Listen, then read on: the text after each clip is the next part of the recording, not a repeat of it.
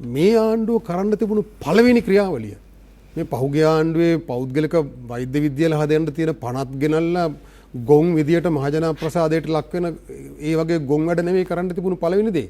පනතක් ගේනවා නම් ගේන්න තිබුණු පළවෙනි පනත තමයි මොකද්ද? අල්ලසා දූෂණ වංචා පනතට සංශෝධනය. ඒක මෛත්‍රීපාල සිරිසේන මහත්මයා එතුමාට මොන දොස් කිව්වත් එතුමාත් යම් යහපත් දේවල් කරා. එතුමා ඒ පනත ගෙනාව පාර්ලිමේන්තුවට. දාන්නකෝ දැම්ම හැබැයි සම්මත වුණේ නැහැ.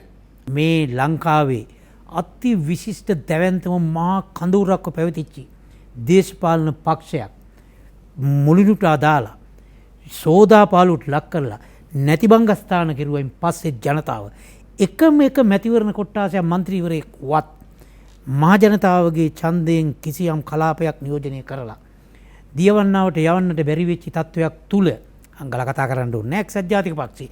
ඒ තරමට පිරිහෙන්නට හේතු සාධක ඒ පක්ෂයේ සහ ඒ පක්ෂයේ නායකයෝ නිර්මාණය කරගත් කල්හි ඒ සියල්ල උනායින් පස්සේ අර ජාතික ලයිස්ට්ුවේ සම්මාදෙමින් හිමින් එකතු කරලා ගත්තාම ලැබිච්ච മന്ത്രി ධූරයට සුදුස්සෙක් තෝරාගන්නට බැරි වෙච්ච පක්ෂය තමාගේ මේ ජාතික ලයිස්ට්ුවේ එකම එක മന്ത്രിවරයා මේ මහා දැවැන්ත ඉතිහාසයේ නියෝජනය කරන්නට එකෙක් තෝරාගනියව කියලා රටේ මුදුන ඒ එකාවත් තෝරාගන්න බැරුව අවුරුද්දකටත් වැඩි කාලයක් තිබිච්ච පක්ෂේ ඒ සියලු විනාශයේ මූලයයි පක්ෂයේ අයම කීමෙන් පක්ෂෙත් කොටසක් කඩාන ගියයින් පස්සෙත් අර හිටපු නායකයා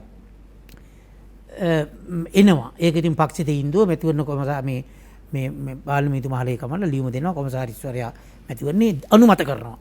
අනේ දෙයියනේ මේන් ආපහු දියතෙන් කුමාරයෙක් කුගේ සීනියක් පෙන්නනවා. ආපහු දියතෙන් කුමාරයෙක් ඇවිල්ලා වගේ එතුමා වාඩි වෙනවා. මේ වීලු වලට දැන්වත් විරාමයේ තියමු.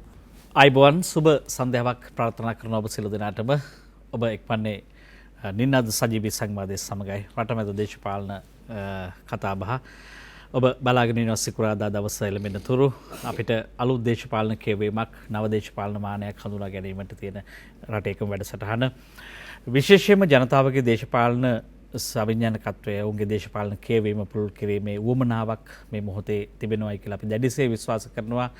රටේ ජනතාවගේ දේශපාලන වටහා ගැනීම එහි අවබෝධය එහි සාක්ෂරතාවය වැඩි වන්නටම අපිට ශක්තිමත් රටක් නිර්මාණය කර ගැනීමේ හැකියාව තියෙනවා.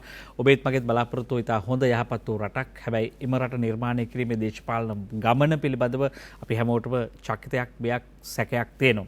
ඒ නිසා අපි ටිකක් අද ප්‍රධාන ධාරාවේ මාතෘකාව අධ්‍යාවට හැරෙන්න කල්පනා කළා. අද නින්නද සජීවී සංවාදය තුළින් රට තුළ සිදුවීමින් පවතින්නේ කුමක්ද කියන කාරණයට අපි අපේ අවධානය යොමු කරන්න සූදානම්. දුර සිට බලන්නෙකුට රට පිළිබඳව මොකද්ද පේන පින්තූරය. ඒ නිසා මේ මහා පින්තූරය මේ මහා දේශපාලන පින්තූරය අපි කොහොමද වටහා ගන්න. ඒ නිසා අපි ඇතැම් විට අපේ මතවාද පක්ෂ පුද්ගලයන් ජයග්‍රහණය කිරීම සඳහා දරන වෙහෙස රටක් නිර්මාණය කිරීමට දක්වනවා නම් මීට වඩා ප්‍රතිඵල ලබන්න පුළුවන් කියලා විශ්වාසයක් අපි තුළ තිබෙනවා. ඒ නිසා මේ පිළිබඳව අපි අලුත් දේශපාලන කතාබහක් දිහාවට හැරෙන්නට අවශ්‍යයි. අපි ඉදිරියේ තියෙන මහජනයා ඉදිරියේ තියෙන ප්‍රශ්න ඔවුන් විසින් විසඳාගත යුතු ගැටලු අනන්තයි අප්‍රමාණයි. ඒ නිසා අපේ අනාගත දර්ශනය දැක්ම සකස් කර ගැනීමට වහවහ ජනතාව සංවිධානය විය යුතු කාලයක ඉන්නේ කියලා මතක් කරන ගමන් අපි කැමති අද දවසේ ආරාධිත අසුන් වලට අපි අවධානය යොමු කරන්න අපි ආරාධනා කරා. මේ ගමන තුළ අපිත් එක්ක නිරන්තරවම කතා බහේ ඉන්න වෛද්‍ය වසන්ත වණ්ණාර මහත්මයා අදත් ඔබතුමා ආදරයෙන් පිළිගන්නවා අයබෝන් කියලා. ඒත් එක්කම බොහෝ කාලයක් අපිත් එක්ක මේ ජනතාවගේ දේශපාලන විඥානය දියුණු කිරීමේ කාර්යෙහි බොහෝ වැඩ කටයුතු කරපු සමාජ ක්‍රියාධරයෙක් නීතිඥවරයෙක් නීතිඥ ගාමිණී විජයවර්ධන මහත්මයා අයබෝන් ටික කාලයකට පස්සේ අයබෝන් වෛද්‍ය වසන්ත වණ්ණාර මහත්මයා අපේ ඇතරම රට තුළ සිදුවන්නේ කුමක්ද? දැන් මේ ප්‍රශ්නය දිහා බොහෝ දෙනෙක් බලාගෙන ඉන්නවා.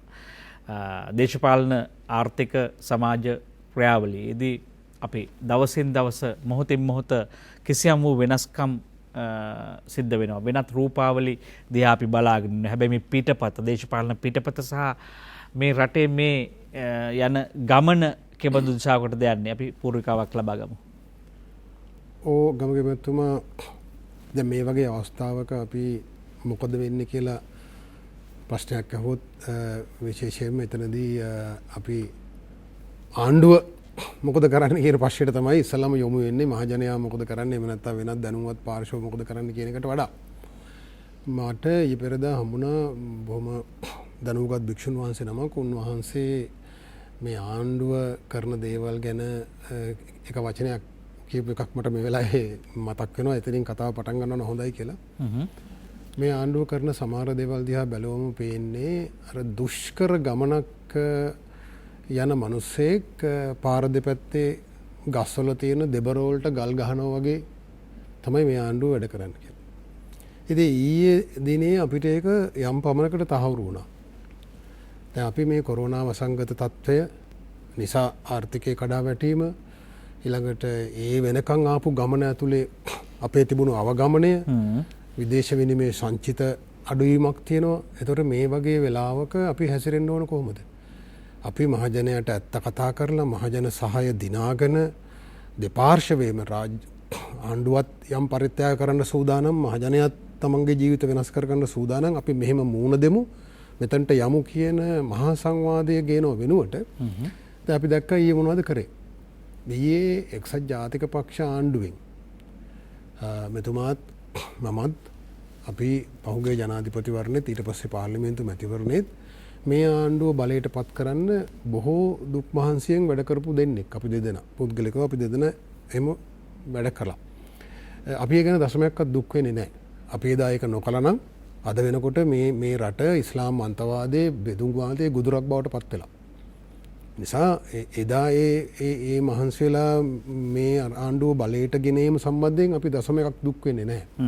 නමුත් සිදුවීම් පවතින දේවල් පිළිබඳව දුකක් ඇති වෙනවා. මේක මහා අපරාධයක් කියලා.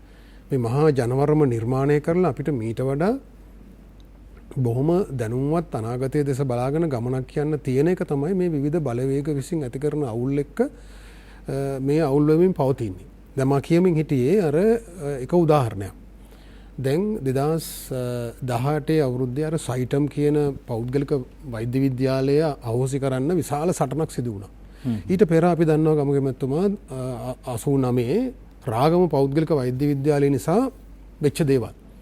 අපි ලේ ගංගාවකින් එතර වෙලා තමයි මේ ප්‍රශ්නේ විසඳුවේ. වෛද්‍ය ශිෂ්‍යයෝ විතරක් 34 දෙනෙක් මැරුණා. ඝාතනයට ලක් වුණා. විශ්වවිද්‍යාල ශිෂ්‍යයෝ ඔක්කොම 235ක් විතර පිරිසක් මරණයට පත් වුණා.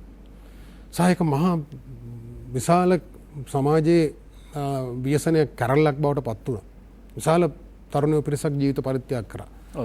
එතකොට එහෙම ලේ ගංගාවකින් පිහිනලා එතර වෙලා ඇවිල්ලා අපි මේ ප්‍රශ්නේ විසඳගත්තා. తాවකාලිකව. මේ පෞද්ගලික වෛද්‍ය විද්‍යාල සෙල්ලම මේ රටේ කරන්න බෑ කියන එක. ඒක මේ රටේ ඓතිහාසිකව අපේ රටේ නිදහස් අධ්‍යාපනයේ නිදහස් සෞඛ්‍ය සේවය පිළිබඳව මතයක් තියෙනවා. මේක අවුරුදු 10 ගානක් 1943 ආපු නිදහස් අධ්‍යාපනය නෙමෙයි. මේක අවුරුදු 10 ගානක් තිබුණු දෙයක්. මේක අපේ සભ્યත්ව විඥානයේ අපේ ඇඟ ඇතුලේ මේක තියෙනවා. ඒ නිසා මේ ශිෂ්‍යෝ මේ විරෝධය පළ කරන්නේ පිස්සුවක් නිසා නෙමෙයි. මේ වාමාංශික පක්ෂ පොළඹවල කියන කතාව බොරුවක්. ඔබතුමා හිතනවාද මම හිටපු ශිෂ්‍ය නායකයෙක්. ශිෂ්‍යෝ අවුරුදු ගානක් පන්ති වලට යන්න තු තියාගන්න පුළුවන්ද මේ ශිෂ්‍යෝ අකමැති නම් ඇඟෙන් ඒකට උනන්දුවක් නැත්තම් ප්‍රශ්නයක් නිර්මාණය කරලා බොරු ප්‍රශ්නයකට එහෙම බෑ. ශිෂ්‍යයන්ට බොරු ප්‍රශ්න නිර්මාණය කළා දවස් දෙකක් පන්ති වර්ජනය කරන්න පුළුවන්. හැබැයි අවුරුදු ගණන් තියාගන්න බෑ. ඒතර මේක මෙහෙම තියෙද්දි මේ ලේ වලින් වන්දිගවල තියෙද්දි මේ එක්සත් ජාතික පක්ෂ ආණ්ඩුවෙන් ගෙනල්ලා අකුලගත්ත පනත කොතලාවල විශ්වවිද්‍යාලයේ යොදාගෙන පෞද්ගලික වෛද්‍ය විද්‍යාල හදන්න ප්‍රතිපාදන ඇතුල් කරපු පනත ඊයේ ගේනවා. හරි.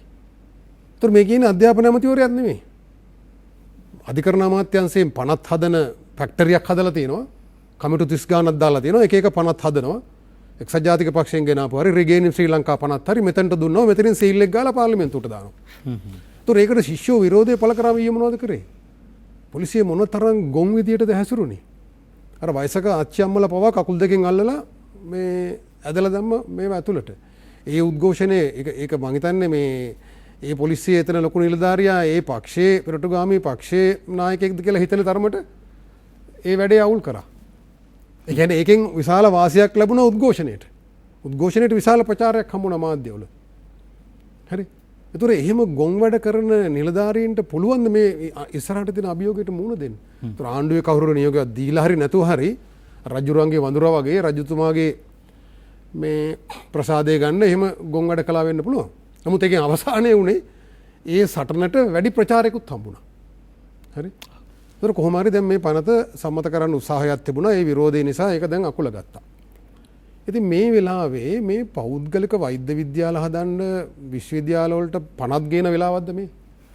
මේ සමස්ත මහජනයාගේ විශ්වාසය දිනාගෙන වෙනත් අවුල් හදාගන්න නැතුව මේ ඇත්ත අරුබුදයට මුහුණ දෙන්න ඕන වෙලාවක ඒතර මේ අර මේ අධිකරණ අමාත්‍යාංශයේ තියෙන කමිටුවකින් පනතක් එවපුවම ඒකට සීල් එක ගහලා ඒක මගේ කියලා අධ්‍යාපන ඇමතිවරයාත් නෙවෙයි වෙන මොකෙද්ද එක්කෙනෙක් ඒක ගේනවා පාර්ලිමේන්තුවට. එතකොට මේක දිහා මේ තනි සිද්ධිය දිහා බැලුවම අපිට පේනවා ආණ්ඩුව ඇතුළේ විශාල ප්‍රශ්නයක් තියෙනවා කියලා. මේ එක්ක මේ අභියෝගය හරියට තේරුම් ගන්න නැහැ මේක තක්සේරුවක් නැහැ. එහෙම නැත්නම් ඒකට උත්තර දෙන්න තේරුම් ගත්තත් ඒකට උත්තර දෙන්න වැඩපිළිවෙලක් හෝ ආත්ම ධෛර්යයක් නැද්ද කියන ප්‍රශ්නේ. පුද්ගලයෝ මාරු කරලා අපි දැන් ජනාධිපතිතුමා ගෝඨාභය රාජපක්ෂ මහත්මයා පත් කරේ ජනතාව මේ සියලු ප්‍රශ්න වලට විසඳුම් දෙන්න පුළුවන් මහා නායකයෙක් කියන ආකල්පයෙන් අවංකවම ඒ බලාපොරොත්තු ඇතුව තමයි මේ කතරේ ගහපු මිනිසුන්ගේ 90ක් කතරේ ගැහුවේ. එතකොට දැන් එතුමා දැන් අවුරුදු දෙකක් ගත්ත ක්‍රියාමාර්ග වලින් මේ ප්‍රශ්න විසඳන්න බෑ. ඒ නිසා දැන් වෙන කෙනෙක් ඕන කියලා දැන් එහෙම මතයක් හදනවා. ඒතර මේක මේ ඩ්‍රයිවර් මාරු කරලා හරි ඒ ඩ්‍රයිවර් ගියර් එක මාරු කරලා හරි විසඳන්න පුළුවන් ප්‍රශ්නයක්ද? මේක පාර වෙනස් කිරීමෙන් මිසක් මේ යන පාර හරවලා වෙනස් කරන්නේ නැතුව ඩ්‍රයිවර් මාරු කරා හරි කියලා බස් එකේ ටයර් මාරු කරා හරි කියලා ගියර් මාරු කරා හරි කියලා වෙනස් කරන්න පුළුවන්. එහෙම හිතනවා නම් එහෙනම් තව ලොකු ප්‍රශ්නයක් තියෙනවා. ඒ කියන්නේ සැබෑ ලෙස තියෙන ප්‍රශ්නයට වඩා බරපතලයින් ප්‍රශ්නේ විසඳන්න හදන්නේ වැරදි විදියට නම් ඒ ගැන තියෙන අවබෝධය අල්ප නම් තව බරපතලයි. ලෙඩේට වඩා බරපතලයිනේ වෙදා ලෙඩේ අඳුරගන්න නැතුව වෙදා වෙන බෙහෙත් කරනවා නම්. ලෙඩා මැරෙන්න තියෙන සම්භාවිතාවය වැඩි වෙනවනේ. ඒතකොට දැන් මූලික වශයෙන් ගත්තම ගමගේ මැත්තම මේම තත්ත්වයක් තියෙනවා. පැහැදිලිව. ඒ නිසා මේක සම්බන්ධයෙන් රජයට විතරක් නෙමෙයි මහජනයටත් වෙනත් දැනුම්වත් ආයතනවලට විද්වතුන්ට මහා සංඝරත්නයට විශාල වගකීමක් තියෙනවා. මේ වෙලාවේ සිහිබුද්ධියෙන් යා යුත්තේ කොතනටද කියලා පාර පෙන්වන්න එක. විශේෂයෙන් අපි මූණ දීලා තියෙන ප්‍රශ්නේ හරියට කියවා ගන්න. ප්‍රශ්නයක් වැරදියට කියවා ගත්තොත් ඒ වැරදියට තේරුම් ගත්තොත් අපි දෙන උත්තරේ වැරදින්න පුළුවන් ගාමිණී මහත්මයා. දැන් ඔබගේ දැක්මට අනුව දැන් මේ සිදුවීමින් පවතින දේ රට ගමන් කරන මාවත පිළිබඳව ඔබ දේශපාලන ක්‍රියාධරයෙක් අපි දන්නවා පසුගිය කාලේ මේ කාර්යාලයේ හිටපු කෙනෙක්. ඔබ මොකද හිතන්නේ මේ අපි පුරිකාවක් ගමු ඔබගෙනුත්? ඔව් දැන් වෛද්‍යතුමා කිව්වා වගේම මේ ප්‍රශ්නය තුලම තියෙනවා මේ වැඩසටහන සැලසුම් කරන මේ වන ඔබේ ආයතනයත් මේ වන ඔබත් කිසියම් දෙයක් දැකලා දැනිලා තියෙන බව. ඉතා සුවපත් සැපවත් සාමකාමී ප්‍රශස්ත තත්ත්වයක් නම් මේ රට මේ මොහොතේ යන්නේ. අර්බුදයක් නැත්නම් මෙවන් වූ සංවාදයක අවධානයට ගත යුතු අර්බුදයක් නැත්නම් ওই ප්‍රශ්නෙම අවශ්‍ය වෙන්නේ නැහනේ. දැන් රට තුල වෙමින් පවතින්නේ කුමක්ද?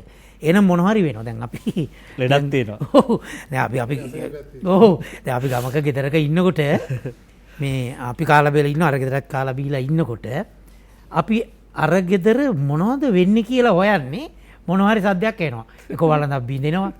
ඒක එහාට මෙහාට මොන හරි අර්බුදයක් කරවලා ඒ ගෙදර වෙමින් පවතින්නේ කුමක්ද කියලා හොයනවා. අපේ ගෙදරත් එහෙමයි. දැන් අපේ ගෙදර දරුවෝ අසතුටෙන් නම් මේ බිරිඳ අසාමාන්‍ය නම් සොයාම් පුරුෂයා අවුල් නම් කී ඇතුලේ අවුල් නම් මේ මොනවද වෙමින් තියෙන්නේ කියලා හොයන්නට ඇති අයිතිය ඊට වඩා දැවැන්ත විදියට වගකීමක් හැටියට අරගෙන ඔබේ මාධ්‍ය ආයතනයත් මෙවන්නන් විද්වතුන්ද මේ මොහොතේ මේ රංගිරි ශ්‍රී ලංකා මේ රූපවාහිනී මාධ්‍ය ආයතනෙ නෙමෙයි මුළු රටේ මෙවන් වූ කතා බහක් සංවාදයක් ඇති වෙලා තියෙනවා. තනින් තන. ඔව් ඒක නම් නෑ කියන්න බෑ.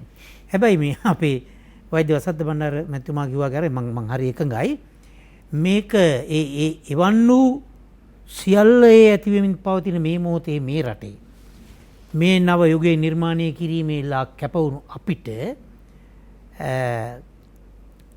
දුකක් නෑ මේ පවතින රජයේ එසේ බලයට පත් කිරීම පිළිබඳ කැපවුණායයි කියා.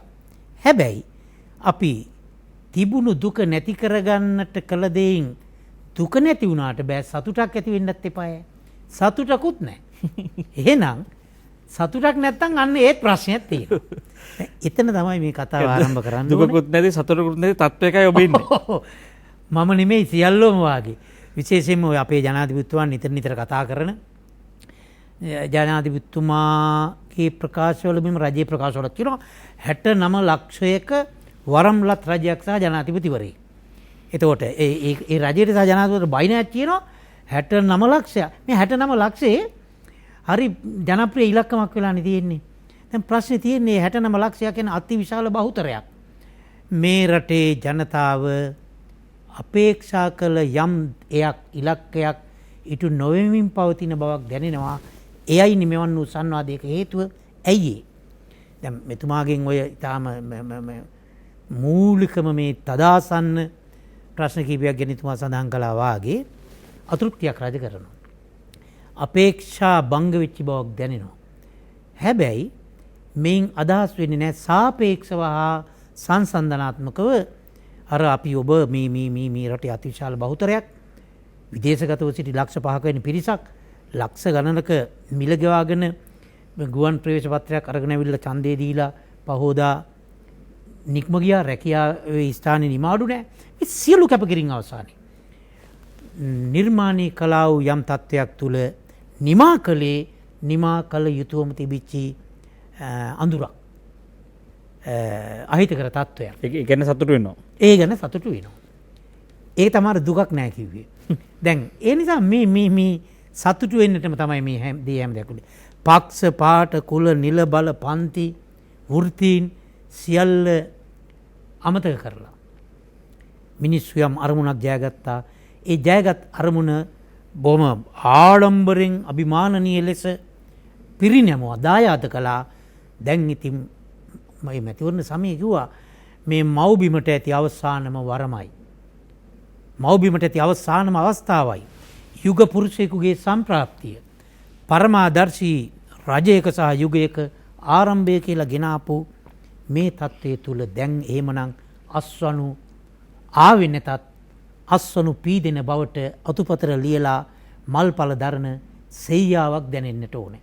ඇත්ත වශයෙන්ම කියනවා නම් එහෙම එකක් දැනෙන්නේ නැහැ.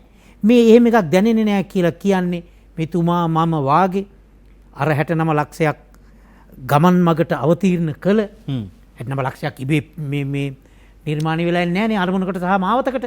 ඒ ගෙන්නන්ට කැසකවන ලද කැපවෙච්ච අතිවිශාල බහුතරයක් අර කියන தත්ත්වය තුල අහනවා වෙමින් පවතින්නේ කුමක්දයි කියා. ඒක අපි තව ටිකක් සරල කරගමු. වෙමින් පවතින්නේ කුමක්ද?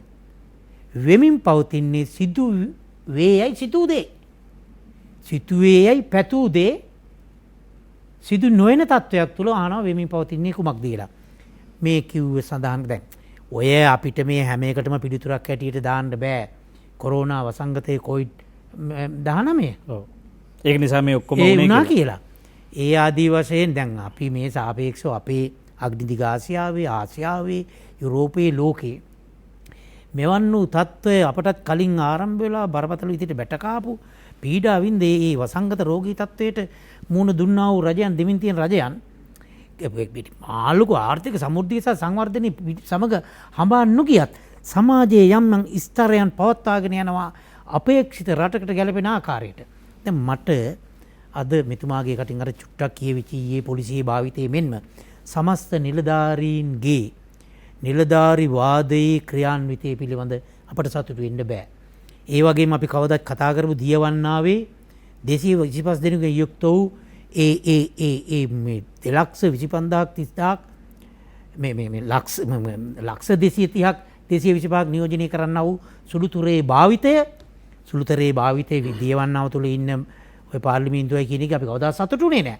නමුත් ඒ සතුටු වෙන්නට පුළුවන් තත්වයකට ගෙන එන්නට විශාල කැපකිරීම කළ ප්‍රාර්ථනීය වූ තත්ත්වයේ ජයග්‍රහණය කළා. දැන් එදා තිබුණට වඩා අන්ත අදම අමන භාවිතයක අවිචාරශීලී රංගනයක අරමා නිලධාරිවාදයෙන් පටන් ගත්තා පාර්ලිමේන්තුවේ නියෝජිතයන්ගෙන් පටන් ගත්තාම සමස්තයේ බිඳවැටීමක් තියෙනවා නම් ඒ සමස්ත බිඳවැටීමට එරෙහිව ඒවා සමතුලිත කරන්න ඒවට නායකත්වය දෙන නියම මිහිවරේ අපි මහා යුග පුරුෂයෙකුගේ ප්‍රාර්ථනීයව වරම් ලබා දුන්නු අතිගරු ගෝඨාභය රාජපක්ෂ ජනාධිපතිතුමාගෙන් අපි බලාපොරොත්තු වෙනවා මීට වඩා ලයිලයියේ කඩිමඩියේ මේවාට නිසි විසඳුම් සහ නිසි සැලසුම්ගත වැඩපිළිවෙලක්.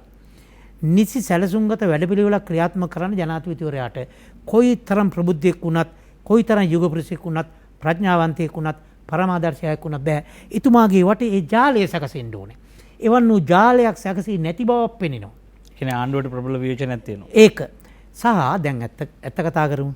අපිට අද අපේ රටේ දිගින් දිගටම නිදහසෙන් පසු ලංකාවේ වැරදිච්ච තැන තමයි මේකට ඒ වචනේ හරියට දන්නේ නැහැ තමයි වෛද්‍යතුමා පසුමානේ මේ බොඩි පොලිටික්ස්. යම් චරිත ප්‍රතිරූප වටා ගොඩනැගෙන දේශපාලන ප්‍රාර්ථනා අපේක්ෂා දල්වනවා සමාජයක් බොහෝ දියුණු වෙච්ච සමාජවල නොකළ විදිහට චරිත වටා ප්‍රාර්ථනා දල්වා අපේක්ෂා දල්වා මේ රටේ ඒ සමස්තය පිළිබඳ සැලසුම් අර මෙතුමා කිව්වේ ඒකයි. ඔබතුමාගෙන කියුණා නාට්‍යයේ පිටපත අවුල් නම් නළුව කොච්චර දක්ෂ වුණත් බෑ. මාවතේ යන ගමන් දෙපැත්තට දෙබර බඹර වලට ගල් ගහනවා නම් මාවතේ ගමන යන්නට බෑ. දැන් බැසිල් රාජපක්ෂ කියන චරිතයක් ඔහුගේ ඉතිහාසය අපි දන්නවා. යම් සුවිශේෂී පෞරුෂයකින් යුක්තව යම් අවස්ථාවලදී යම් ක්‍රියාධර්මයන්ට නායකත්වය දුන්නු කෙනෙක්. නමුත් දැන් මේ ජනාධිපතිතුමා බලයට පත් වෙනකොට අපි කිව්වනේ මව්බිමට ඇති අවසාන වරමයි. මහා යුග පුරුෂයෙකුගේ සම්ප්‍රාප්තිය. ඔහු දේශපාලන පක්ෂයක් නියෝජනය කරන්නෙක් නොවේ. ඔහු නියෝජනය කරන්නේ මව්බිමේ අරමුණ. දේශපාලන පක්ෂයක් තිබුණේ නැහැ ජනාධිපතිතුමා එනකොට. එතුමා ශ්‍රී ලංකා පොදු ජන පෙරමුණේ ඔහු පොහොට්ටුවේ කෙනෙක් නෙමෙයිනේ. එතුමා සමාජිකත්වයේ වරන් හිටියාද දන්නේ නැහැ. දැන්වත් සමාජිකත්වයේ වරන් තියනවද? එතුමා දේශපාලන පක්ෂයකින් නෙමෙයි ආවේ. ඒ නිසානේ මිනිස්සු 69 ලක්ෂයක් රොක්කුනේ.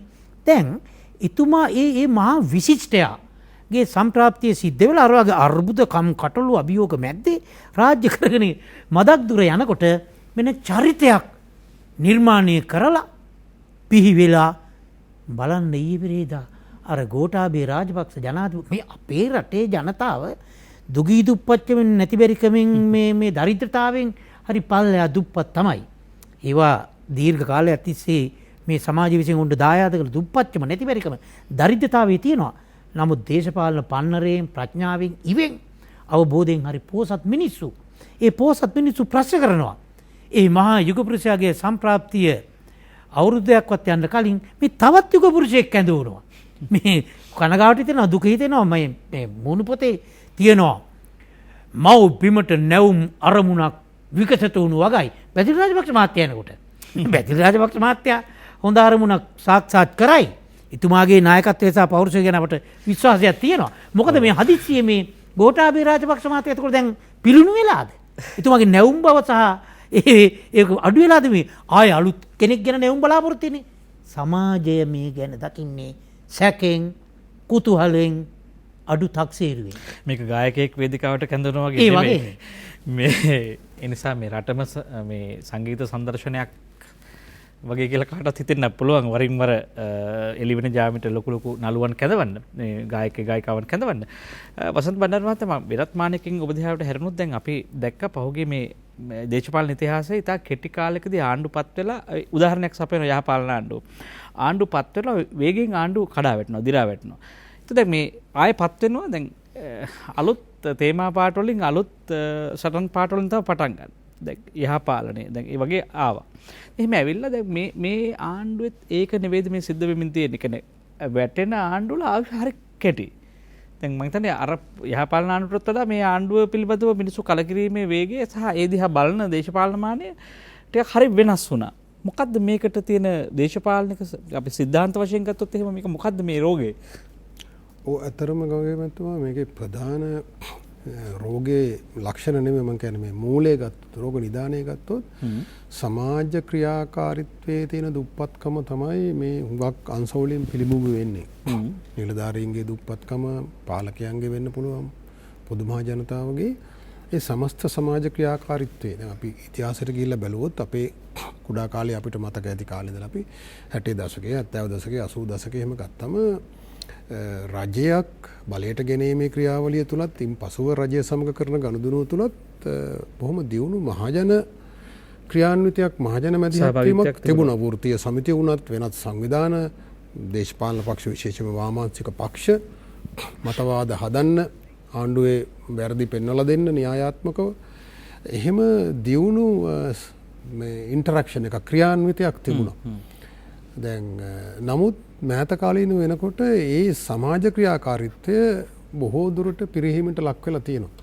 ඒක එකපාර වෙච්ච එකක් නෙමෙයි, ක්‍රමානුකූලව ආපු එකක්. දැන් ප්‍රතිපත්තිමය කාරණා මේ පුද්ගල චරිත මත වැඩිපුර විශ්වාසය තියන්නේ සහ එම විශ්වාසය හදන්නෙත් එක්තරා විදිහක සමාජයේ අසරණ වුණාම.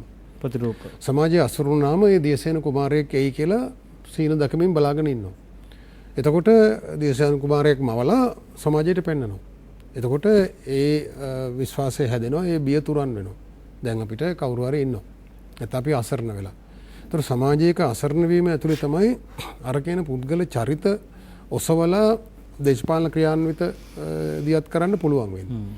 ඒතර මේ පහුගිය මැතිවරණ තුල වුණත් අපි දැකපු දේ ප්‍රතිපත්තිමය කාරණා. ඒ කියන්නේ පාලකයා බලයට ගෙනාවන් පස්සේ නිශ්චිතව කළ යුතු දේවල් පිළිබඳව කරුණු 7ක් 8ක් 5ක් 10ක් වෙන්න පුළුවන්. එහෙම සමාජයේ සාකච්ඡාවක් ගැඹුරින් තිබුණේ නැහැ. කියන්නේ මේ ගෝඨාභය රාජපක්ෂ කියන චරිතය ගෙනාපුවම ඒ චරිතය සියලු දේ මහජන අපේක්ෂා ඉටු කරන ආකාරයට සිදු කරයි කියන දැඩි විශ්වාසය හැමෝටම තිබුණා. ඒ විශ්වාසය නරක දෙයක් නෙවෙයි. නමුත් ඒ විශ්වාසය වැඩි වුණු පමණින් දුකත් වැඩි වෙනවා. ගැටුම වැඩි වෙනවා. අවිශ්වාසය වැඩි වෙනවා. ඒතකොට සමාජයේ එහෙම කතිකාවක් තිබුණේ නැහැ. සමාජයේ සමග ගිවිසුමක් ඇති කරගත්තේ නැහැ එතුමා. ඒ කියන්නේ එතුමාට අපි අස්සම් කරලා දුන්නේ බ්ලැන්ක් චෙක් එකක්. ඔබතුමා ගාන දාගන්න කිසි ප්‍රශ්නයක් නැහැ කියලා. එහෙම දැඩි විශ්වාසයක් ඇතුව අපේ රටේ ගත්තොත් දැන් ඔය 56 වගේ අවස්ථාවක් ගත්තොත් ගමගේ මෙතුමා ඒක තමයි එක්තරා දියුණුම අවස්ථාවක්. අපි එතෙන්ට එමුද විරාමයකට ගිහලා අලුත් කාරණයක් නිසා මේක හරි වැදගත් වෙන්නේ මේ ජනතාව හැමදාම බලාපොරොත්තු වෙන්නේ අලුත් රටක් නැවුම් බලාපොරොත්තු සහිත අලුත් දවසක් උදා වෙයි කියලා. හැබැයි අපි හැමදාම දකින්නේ හීනයක් නම් ජනතාව හීනෙන් හීනට මාරු කරන එක නම් මේ කරන්නේ. අපිට මේ දේශපාලන අන්ධකාරයේ මේ රාත්‍රියේ මහා දිගුවේ. ඒ නිසා අපි ටිකක් මීට වඩා දේශපාලනිකව හිතන්න වෙනවා. සවිඥානික වන්නට වෙනවා මේ පවතින දේශපාලන ගමන ඇතුලේ ජනතාවගේ ගැටලු ටික විසඳා ගැනීම සඳහා ජනතාව කොහොමද සංවිධානය වෙන්නේ කියලා. දැන් අපිට අන්තිම පාඩමත් ඉතා හොඳ පාඩමක් වන්නට පුළුවන් ජනතාවට. ඔබ එක්වන්නේ නිනාද සජීවී සංවාදයේ සමගයි. රට තුළ සිදුවීමින් පවතින්නේ කුමක්ද? ඔබටත් මේ පිළිබඳව බොහෝ දේ හිතනවා ඇති. ඒ කියන්නේ අපිට ඔබගේ බොහෝ හැසිරීම් ඔබේ මනෝභාවයන් අපිට හොඳින්ම දැනෙනවා. නිසා අපි විරාමයෙන් පසුව කතා කරමු. අපට අවසර දෙන්න කෙටු විරාමයට රැඳෙන්න අප සමග. ඔබ නැවත නින්නද්ද සජීවී සංවාදයේ සමගයි වන්නේ. රට තුළ සිදුවීමින් පවතින්නේ කුමක්ද? ඔබට බොහෝ දේවල් මේ පිළිබඳව තිබෙනවා කියන්නට අපි අවස්ථාවක් ලබා දෙන්නම්. 066 22 83 689 තිරදෙස් වුණාංක ඔස්සේ ඔබට එන්න පුළුවන් මැදිරියට. ඔබගේ ගැටලුව අපිට යොමු කරන්න. ඔබ දකින ඔබේ දේශපාලන මතවාදයට අපිට ලොකු ඉඩකඩක් වෙන් කරන්න හැකියාව නැහැ. වසන්ත බණ්ඩාර මහත්මයා, අපි එක්තරා තැනක නැවතුනේ ඓතිහාසිකව මේ ආණ්ඩුවල හැසිරීම සහ දේශපාලන හැසිරීම් වල ඈත ඉතිහාසයේ ටිකක් යම් වෙනසක් දකින්න ලැබුණා. පසු කාලින තමයි මේ අවගමනයේ වැඩියෙන් පල්ලම් බහින්න ගත්තේ. හැබැයි ඒ ඉතිහාසය ගැන ඔබ කතා කරමින් හිටිය අපි එතෙන්ට ආපහු යමු. නෑ මම කියන්න උත්සාහ කරේ මෙතුමා කියන මේ දුකකුත් නැති සතුටකුත් නැති මේ මනෝභාවයට හේතු බූදලා තියෙන්නේ මොකක්ද කියලා. ඒ කියන්නේ අපි හිතමු මා කිව්වේ අපි අර දැන් පාලකයා බලයට ගෙන එනකොට අපි අතර සමාජ ගිවිසුමක් සම්බන්ධ කතිකාවක් නැහැ. පහුගිය මැතිවරණේ තිබුණෙම නැහැ. පුද්ගල චරිතය පිළිබඳව හුවා දැක්වීම සහ විශ්වාසය තැබීම හැර නිශ්චිත ප්‍රතිපත්තිමය රාමුවක් ඔබ බලයට පැමිණියන් පස්සේ ක්‍රියාත්මක කළ යුතුයි. මෙන්න ඒ ප්‍රතිපත්ති. එතකොට පාලකයා ඔව් මම ඒකට කැමතියි, මම මේවා ක්‍රියාත්මක කරනවා කියලා එහෙම ප්‍රතිපත්තිමය එකඟතාවයක් ඇති වුණේ නැහැ. නමුත් සෞභාග්‍ය දැක්ම නෑ. සෞභාග්‍ය ඒක පාර්ශවීය ලියවිල්ලක්. ඒක ගොඩක් තියෙන අපේක්ෂා. උපාය මාර්ග නෙමෙයි. මේ ප්‍රශ්නේ විසඳන විදිය ගැන නෙමෙයි තියෙන්නේ, අපේක්ෂාව. අපි මෙහෙම කරනවා. ඒතර එහෙම කරන අපේක්ෂාව නරක නෑ. හැබැයි උපාය මාර්ගයේ වැරදි නම් ඒ අපේක්ෂාව ඉටු වෙන්නයි කරගන්න බැරි වෙනවා. ඒතකොට ඒක පාර්ශවීය ලියවිල්ලක්. ඒක ජනාධිපතිතුමා යම් පිරිසකට බාර දුන්නා. ඒගොල්ලන්ගේ ඔළුවේ තියෙන අදහසුයි ඒවා ලියලා පොතක් හැදුවා. ඒක හරි. නමුත් මම අර 56 කතාව කිව්වේ 56 තමයි මේ රටේ මැතිවරණයකදී සමාජ ගිවිසුමක් මත පාලකයා බලයට පත් වුණේ. කියන්නේ 52 මැතිවරණේ බණ්ඩාරනායක මහත්මයා එහෙම ලොකු ජනප්‍රිය නායකයෙක් නෙවෙයි. මධ්‍යම පන්තිය තුළ එතුමාට යම් නමක් තිබුණා ගමේ මහා බෞද්ධ බලවේගය අතර ලොකු ඉඩක් තිබුණේ නැහැ. නමුත් 56 දසපනත කියන ඒ ක්‍රියාවලිය බෞද්ධ මේ කොමිෂන් සභාව වාර්තාව එතකොට විද්‍යාලංකාර ප්‍රකාශය වගේ යම් සමාජයේ තිබුණු කතිකාවක් ඒ ධර්මපාලතුමාගේ ජාතික ව්‍යාපාරයේ ඒ නෂ්ටාවශේෂ වලින් තමයි ඒක මතුනේ. දසපනත කියලා ලියවිල්ලකට බණ්ඩාරනායක මහත්මයා එකඟ වෙනවා. ඒක සමාජ ගිවිසුමක්. ඒතර මහා සංඝරත්නයේ පැත්තෙන් ඒ යෝජනාව ගේනවා. මහා සමාජයෙන් ඉදිරිපත් වෙනවා. ඔබ බලයට පැමිණ මෙන්න මේ යෝජනා 10 මේ ප්‍රතිපත්ති මූලික ප්‍රතිපත්ති 10 ක්‍රියාත්මක කරන්න ඕනේ. ඊට අනුව තමයි රටේ රාජ්‍ය පාලනය ගෙනියන්න ඕනේ. ඒතර මේ එතනින් පස්සේ 56න් පස්සේ අපේ රටේ එහෙම සමාජ ගිවිසුමක් මත පාලකෙක් බලයට ආපු අවස්ථාවල් ඇත්තරම නෑ කියන්න පුළුවන්. එහෙම දැන් ජයා ජයවර්ධන මහත්මයා යනකොට එතනත් එතුමා තමයි ගිවිසුම දැම්මේ. පාලකයා විසින් සමාජයට ගිවිසුමක් දැම්ම සමාජය ඒක බාරගත්තා. ඒතර සමාජයේ විසින් ගිවිසුමක් ඉදිරිපත් කළ පාලකයා බාරගත් අවස්ථාවක් තිබුණා නම් ඒ 56. ඒතර 56 අපි මේ කෙටි කාලය තුළ බොහෝ ජයග්‍රහණ අත්පත් කරගන්න පුළුවන් වුණේ අන්නේ තියෙන ඒ සුවිශේෂී තත්ත්වය නිසා. එතකොට මේ වර්තමානයේ අපි මේ අත්විඳින මේ ගන්ධබ්බ අවස්ථාවට හේතු වන්නේ අර නිශ්චිත ප්‍රතිපත්තිමේ රාමුවක් ප්‍රතිපත්තිමේ සිහිනයක් දකිමින් නෙවෙයි අපි මේ පාලකයා බලයට ගේන්නේ. එතකොට ඒක මේ ඒ වගකීම මහා සමාජයේ ගන්න ඕන පාලකයා විතරක් නෙවෙයි. ඔව් මම මෙතුමා ළඟට යන්න තමයි බණ්ඩාර මහත්මයා මොහොතකට දැන් ඒ අදාළම කාරණයක්. දැන් මේ සමාජය මේ ගරු ජනාධිපති ගෝඨාභය රාජපක්ෂ මහත්මයා බලයට ගෙනීම සඳහා වෙනදා නැති වියතුන් උගතුන් පිළිබඳව අපි කතා බහ කළානේ. වියත්මක පිළිබඳව සමාජයේ සංවාදයක් තිබුණා. අපි ජනතා බැලේ හිතුවා මේ සමාජය බලගන්වමින් දේශපාලනික ඔසවා තබන්නේ මේ ඉතා හොඳ දක්ෂ උගත් බුද්ධිමත් පිරිසක් පාර්ලිමේන්තුවට යවලා මේ ඒ අයගෙන් මේ අස්වැන්න නෙලා ගන්න. ඒ කියන්නේ අපි කියන ගැහැට විසඳ ගන්න. ගාවිනි මහත්මයා දැන් ඔබත් එහි ප්‍රධාන භූමිකාවක් කෝ දැන් මේ සංවාද දැන් දේශපාලන සංවාදයක් අපේ ගැටලුව විසඳ ගන්නතුරු සක්‍රිය වෙන්න එපා. සංවාද අක්‍රිය වෙලා නිෂ්ක්‍රිය වෙලා හොයා ගන්නවත් නැති පුද්ගලයෝ හොයා ගන්න බැරුණාම මේ කෝ අර දේශපාලන ගමන මොකද උනේ ගාවිනි මහත්මයා වියත්මකට? ඔව් දැන් මේ වෛද්‍ය වසන්ත බණ්ඩාර මහත්මයාගේ කතාවේදී කියවුණා මේ අර මේ ගණනක් සඳහන් නොකරපු බ්ලැන්ක් චෙක් එකක් දුන්නා කියලා හිස් චෙක් පතක් දුන්නා කියලා ගෝඨාභය ජනාධිපතිතුමාට. ඒ මොකක්ද? ඒ දැන් මම ඔබට එහෙම චෙක් පතක් දෙනවා නම් පුදුම විශ්වාසයක් තියෙන්න ඕනේ ඔබ මේ එහෙම අනවශ්‍ය ලෙස ඉලක්කමක් දාලා මගෙන් මුදලක් ගන්න එකක් නෑ කියලා. ඒ විශ්වාසයක්නේ. එතකොට ඒ විශ්වාසය තමයි මුළු මහත් ජනතාවක් තමාගේ මව්බිමේ මේ දේශයේ මේ මහා සමාජයේ හෙට දවස ආරක්ෂා කරන ඒ වටිනාකම් වර්ධනය කරන වගකීම එතුමාට දුන්නේ එතුමා ව්‍යංගෙන් සංකේතවත් කළේ චෙක් පතක් දුන්නාසේ මිල සඳහන් නොකරන ලද අත්සන් කරලා දුන්නා. අත්සන් කරලා දුන්න එතකොට මිල දාගන්නේ ඒ කීම තුල ඇත්තේ කුමක්ද? විශ්වාසය. ඒ විශ්වාසයම තමයි අර තවත් ආකාරයකින් කියුනේ එතුමාගේ සෞභාග්‍යයේ දැක්ම නම් වූ ප්‍රතිඥාව. එහෙම නැත්නම් රට ගොඩනගන වැඩපිළිවෙල මිනිස්සු විශ්වාස කළා. දැන් මේ විශ්වාසය තහවුරුනේ ඇයි? ඔබතුමා දැන් සඳහන් කළ හේතුවත් එතුමාගේ පුද්ගලකත්වයේ තුළ තිබිච්ච හේතුවත් එකතු වුණා. මොකක්ද? ගෝඨාභය රාජපක්ෂ නම් වූ චරිතයක් වෙන්නේ තවත් එක රාජපක්ෂ කෙනෙක් නිසා නොවේ. හැබැයි අර 30 වසරක යුද්ධය නිමා කරන්නට කළමනාකාරීත්වයේ පරිපාලනයේ සම්බන්ධීකරණය කළ රාජාරක්ෂක ලේකම්වරයා හැටියට විශාල විශ්වාසයක් දිනාගත්තා. කිසි දිනක නිමා කරන්නට නොහැකි යුද්ධය නිමා කිරීමේ මහා චින්තකයාගේ කළමනාකරුවාගේ ලේකම් කාර්යභාරය කළා. ඊට සමගාමීව නාගරික සංවර්ධන අමාත්‍යාංශයේ ලේකම්වරයා හැටියට අර මඩ ගොහරු වලින් පිරිච්ච අග නගරයේ සිට ඒ දෑත දිගු කළ යුද්ධයකට සමගාමීව සහ සමාන්තරව කළේ මහා නිර්මාණශීලී ආකර්ශනීය සංවර්ධනාත්මක ක්‍රියාදාමයක් හේතු වුණා.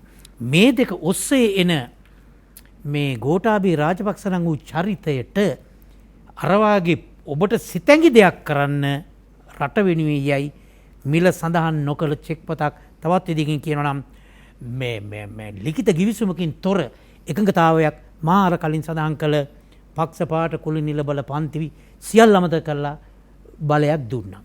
ඒ චරිතයයි ගෝඨාභය රාජපක්ෂ. ඒක තාම තියෙනවා. ඒ පෞරුෂයේ විශ්වාසයේ ඒ අනන්‍යතාවය එතුමා බරපතල විදියට ඛේදවාචකයක් වන්නට 2015 ජනවාරි 8 වෙනිදා ජයග්‍රහණය මේ රටේ ජනතාව අරවාගම ලබා දුන්නු කණ්ඩායම මෙන් බිඳ වැටුනේ නැහැ. බිඳ වැටලා නැහැ. විහිළුව බවටපත් වෙලා නැහැ. ලොකු අවුලක් කරගෙන නැහැ. නමුත් මේ අර සතුටත් නැහැ. දැන් ඔබ සඳහන් කළේ සංවිධානය. වියත් මග නමින් වූ සංවිධානය ඔබ සඳහන් කළේ. ඒක හරි. නිදහස් ශ්‍රී ලංකාවේ ක්‍රියාන්විත දේශපාලනයේ සක්‍රීය දේශපාලනයේ කවදාවත් මේ ඔය මම නම් දන්නේ නැහැ මං කොහොම හරි මෙතුමා සඳහන් කර බණ්ඩාරනායක මහතාගේ සම්ප්‍රාප්තිය ඊට කලින් ජාතියේ පියා නමින් අර නිදහස් සටනට මුල්ලු නැහැ කියන ඩී.එස්. සේනානායක රජය එතුමාගේ ඩල්ලි පුතා ඩල්ලි සේන ඒ ආරම්භක යුගයේ හැරෙන්නට ඉන්නික්බිත්තයා සියලුම තට්ටුමාරු පාර්ලිමේන්තු රජයන් අලුතින් මැතිවරණ වලින් පිටුම හැමදාම එකක් එනවා එකක් යන ක්‍රමයේ තුල මේ අවිචාර දේශපාලනය අර දියවන්නාව හෝ අතන හිටපු කොළඹ කොටුවේ පාර්ලිමේන්තු නියෝජනය කරපු ඒ අවිචාරශීලී සැබෑ ජන මන හඳුනා නොගත්තු රටේ රිද්මය හඳුනා නොගත්තු මහා සමාජයට සමීප නොවුණු ඒ වගේ කලකිරිලා හිටපු උගතුන් බුද්ධිමතුන් විද්වතුන් වෘත්තිකයන් ව්‍යවසායකයන් අර දශක 7ක් ඉක්ම වූ දේශපාලන ක්‍රියාන්විතය තුළ ප්‍රබල ලෙස සක්‍රීය ලෙස මහා ප්‍රමාණයෙන් සහභාගී වුණු පුජ්‍යලයෝ අන්න එකතු වුණු තැන තමයි ඔය අපි සඳහන් කළ 2015 රජයේ අර අමනෝඥ ක්‍රියාකාරකම් දෙසද බලමින් මහා වෙනසක් කිරීම සඳහා 2017 වෙනකොට 2016 අග වෙනකොට ආරම්භ කරපු සංවිධානය තමයි වියත් මග.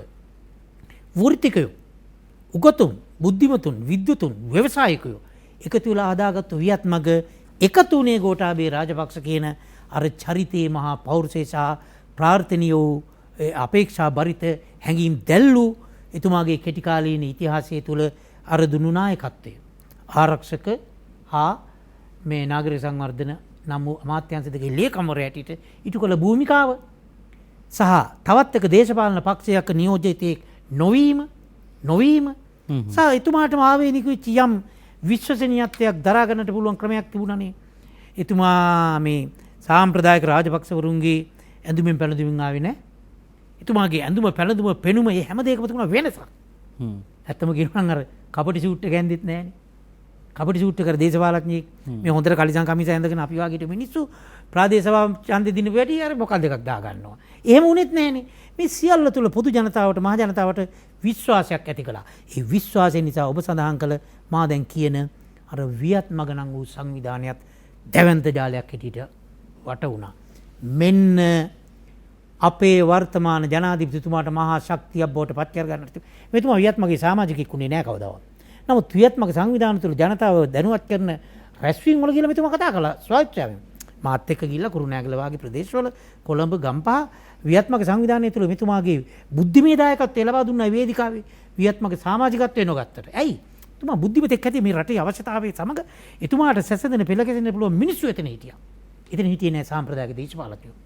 කිසිම දේශපාලඥයෙකුට සමාජිකත්වය නොදුණු මේ විශිෂ්ට වියත් මග අපි හිතුවා ජනාධිපතිතුමා ජනාධිපති ධූරය අරගෙන අර කිව්ව එතුමාගේ ගමන් මගේ ක්‍රියාන්විතයේ මහා ජාලය සකස් කර ගැනීමේදී ඒ අගනගරයේ සිට ඈත ගම්නියංගන් සිසාරා මේ මුළු මහත් රට පුරාම එකතු වෙලා හිටපු මැණික් කැට වැනි මතු නොකළ වූ බුද්ධියේ මහා උල්පත් මතු කරගෙන ඒ මිනිස්සුන්ගෙන් වැඩ ගනී කියලා වියත් මග සංවිධානය අද කෝ වියත් මග සංවිධානයට මහා දැවැන්ත ඉදිරිපෙළේ චරිත අද නිහඬ උපේක්ෂාවෙන් බලන්නේ ඇයි අපිම වැඩක් ගත්තේ නැත්තේ කියලා. කීප දෙනෙක් ඉන්නවා. නමුත් දැන් මෙතුමා වැදගත් කතාවක් කියවන්නේ ගාවිනි මහත්මයා. ඒක තමයි සමාජ ගිවිසුමක් අපිට හදන්න තිබුණා කියලා. අපි ඒ ගිවිසුම ඒ කොන්ත්‍රාත් එක නෙමෙයි කරේ. අපි ඒ කොන්ත්‍රාත් එක වෙනුවට පුද්ගලයෙක් බලයට ගෙන කොන්ත්‍රාත් එකට තමයි අපි වැඩ කළේ. ගමගේ මහත්තයා හරි තැනට ඔබතුමා ගෙනාවේ. දැන් මගේ අවධානය තුල වඩා සරල පසින් පැහැදිලි කළ යුතු තිබිච්ච දෙයක්. වියත් මග කියන සංවිධානය නිකන් එකතු වෙලා ඡන්ද වියත් මග සංවිධානය එකතු වෙලා කළේ ඊළඟ ජනාධිපතිවරයා දිනවන්නේ කෙසේද? ඊළඟ මහමැතිවරණයේ සැලසුම් කරන්නේ කෙසේද? මේ රජේ පරලා ඊළඟට රජයක් බලයට පත් කරන්නේ කෙසේද යන්න නොවේ. අඩු තරමින් ජනාධිපති අපේක්ෂක ගෝඨාභය රාජපක්ෂ මහතා වෙන බවවත් නියතියක් තිබුණේ ඇමරිකන් පුරවැසිභාවයේ වැනි කාරණා නිසා. නමුත් අවසාන මොහොත දක්වාම වියත්මක සංවිධානගත වුණා. එකතු වුණා. ඒ සභාපතිවරයා ලෙස ගෝඨාභය රාජපක්ෂ මහතා හිටියට ඒ සභාපතිවරයා ලංකාවේ ජනාධිපති අපේක්ෂකයා වෙනවා යයි විශ්වාසයක් තිබුණේ නැහැ. එන මොකද්ද වියත්මක කළේ අවුරුදු 3ක්. ජනාධිපති වෙන්නට පෙර අවුරුදු 3ක් කළේ කවුරුන් හෝ ඊළඟට බලයටපත් වෙන ජනාධිපතිවරයා සහ බලයටපත් වෙන රජය රට කළ යුත්තේ කෙසේද යන සැලසුම හැදුවා. ඒ කියන්නේ ඔබ කියන මහ ජනතාවගේ ගිවිසුම. ඒ ගිවිසුම එහි සමාවෙන් එක දෙයක් කියන්න එහි නිර්මාණය කළා මම හිතන්නේ අපේ වෛද්‍යතුමා දන්නවා එක එක ක්ෂේත්‍ර වලට පත්වලා කෘෂි කර්මාන්තය ආර්ථිකය අධ්‍යාපනය සෞඛ්‍ය මේ සියලු ක්ෂේත්‍ර වලට ප්‍රඥයින් පත් කරලා ප්‍රඥා මැද කරගෙන කමිටුවක් හදලා ඒ කමිටුව මගින් ශ්‍රී ලංකාවේ ඊළඟ සියවසට සමයි ඊළඟ දශකයට අවශ්‍ය වැඩපිළිවෙල හැදුවා. ඒ වැඩපිළිවෙලේ නෂ්ටාවශේෂ සහ එහි හරමුතු සෞභාග්‍ය දැක්වට ඇතුළත් වුණා. කෝ ඒක සක්‍රිය කරන්නට අර කිව්ව බුද්ධි මණ්ඩලය කෝවියත් මග අන්න දුක හිතෙන කරුණ. ඔව් දැන් අපි රැවටුනේ කොහොමද කියලා කතා කරන්න දවස් ගානක් කතා කරන්න වෙයි. හැබැයි මේ අපිට මේ තවදුරටත් රැවටෙන්න පුළුවන්ද කියලා ප්‍රශ්නකුත් තියෙනවානේ. ඒකෝ දැන් මේක අන්තිම මව්බිමට අවස්ථා ආපු අන්තිම අවස්ථාව නෙවෙයි.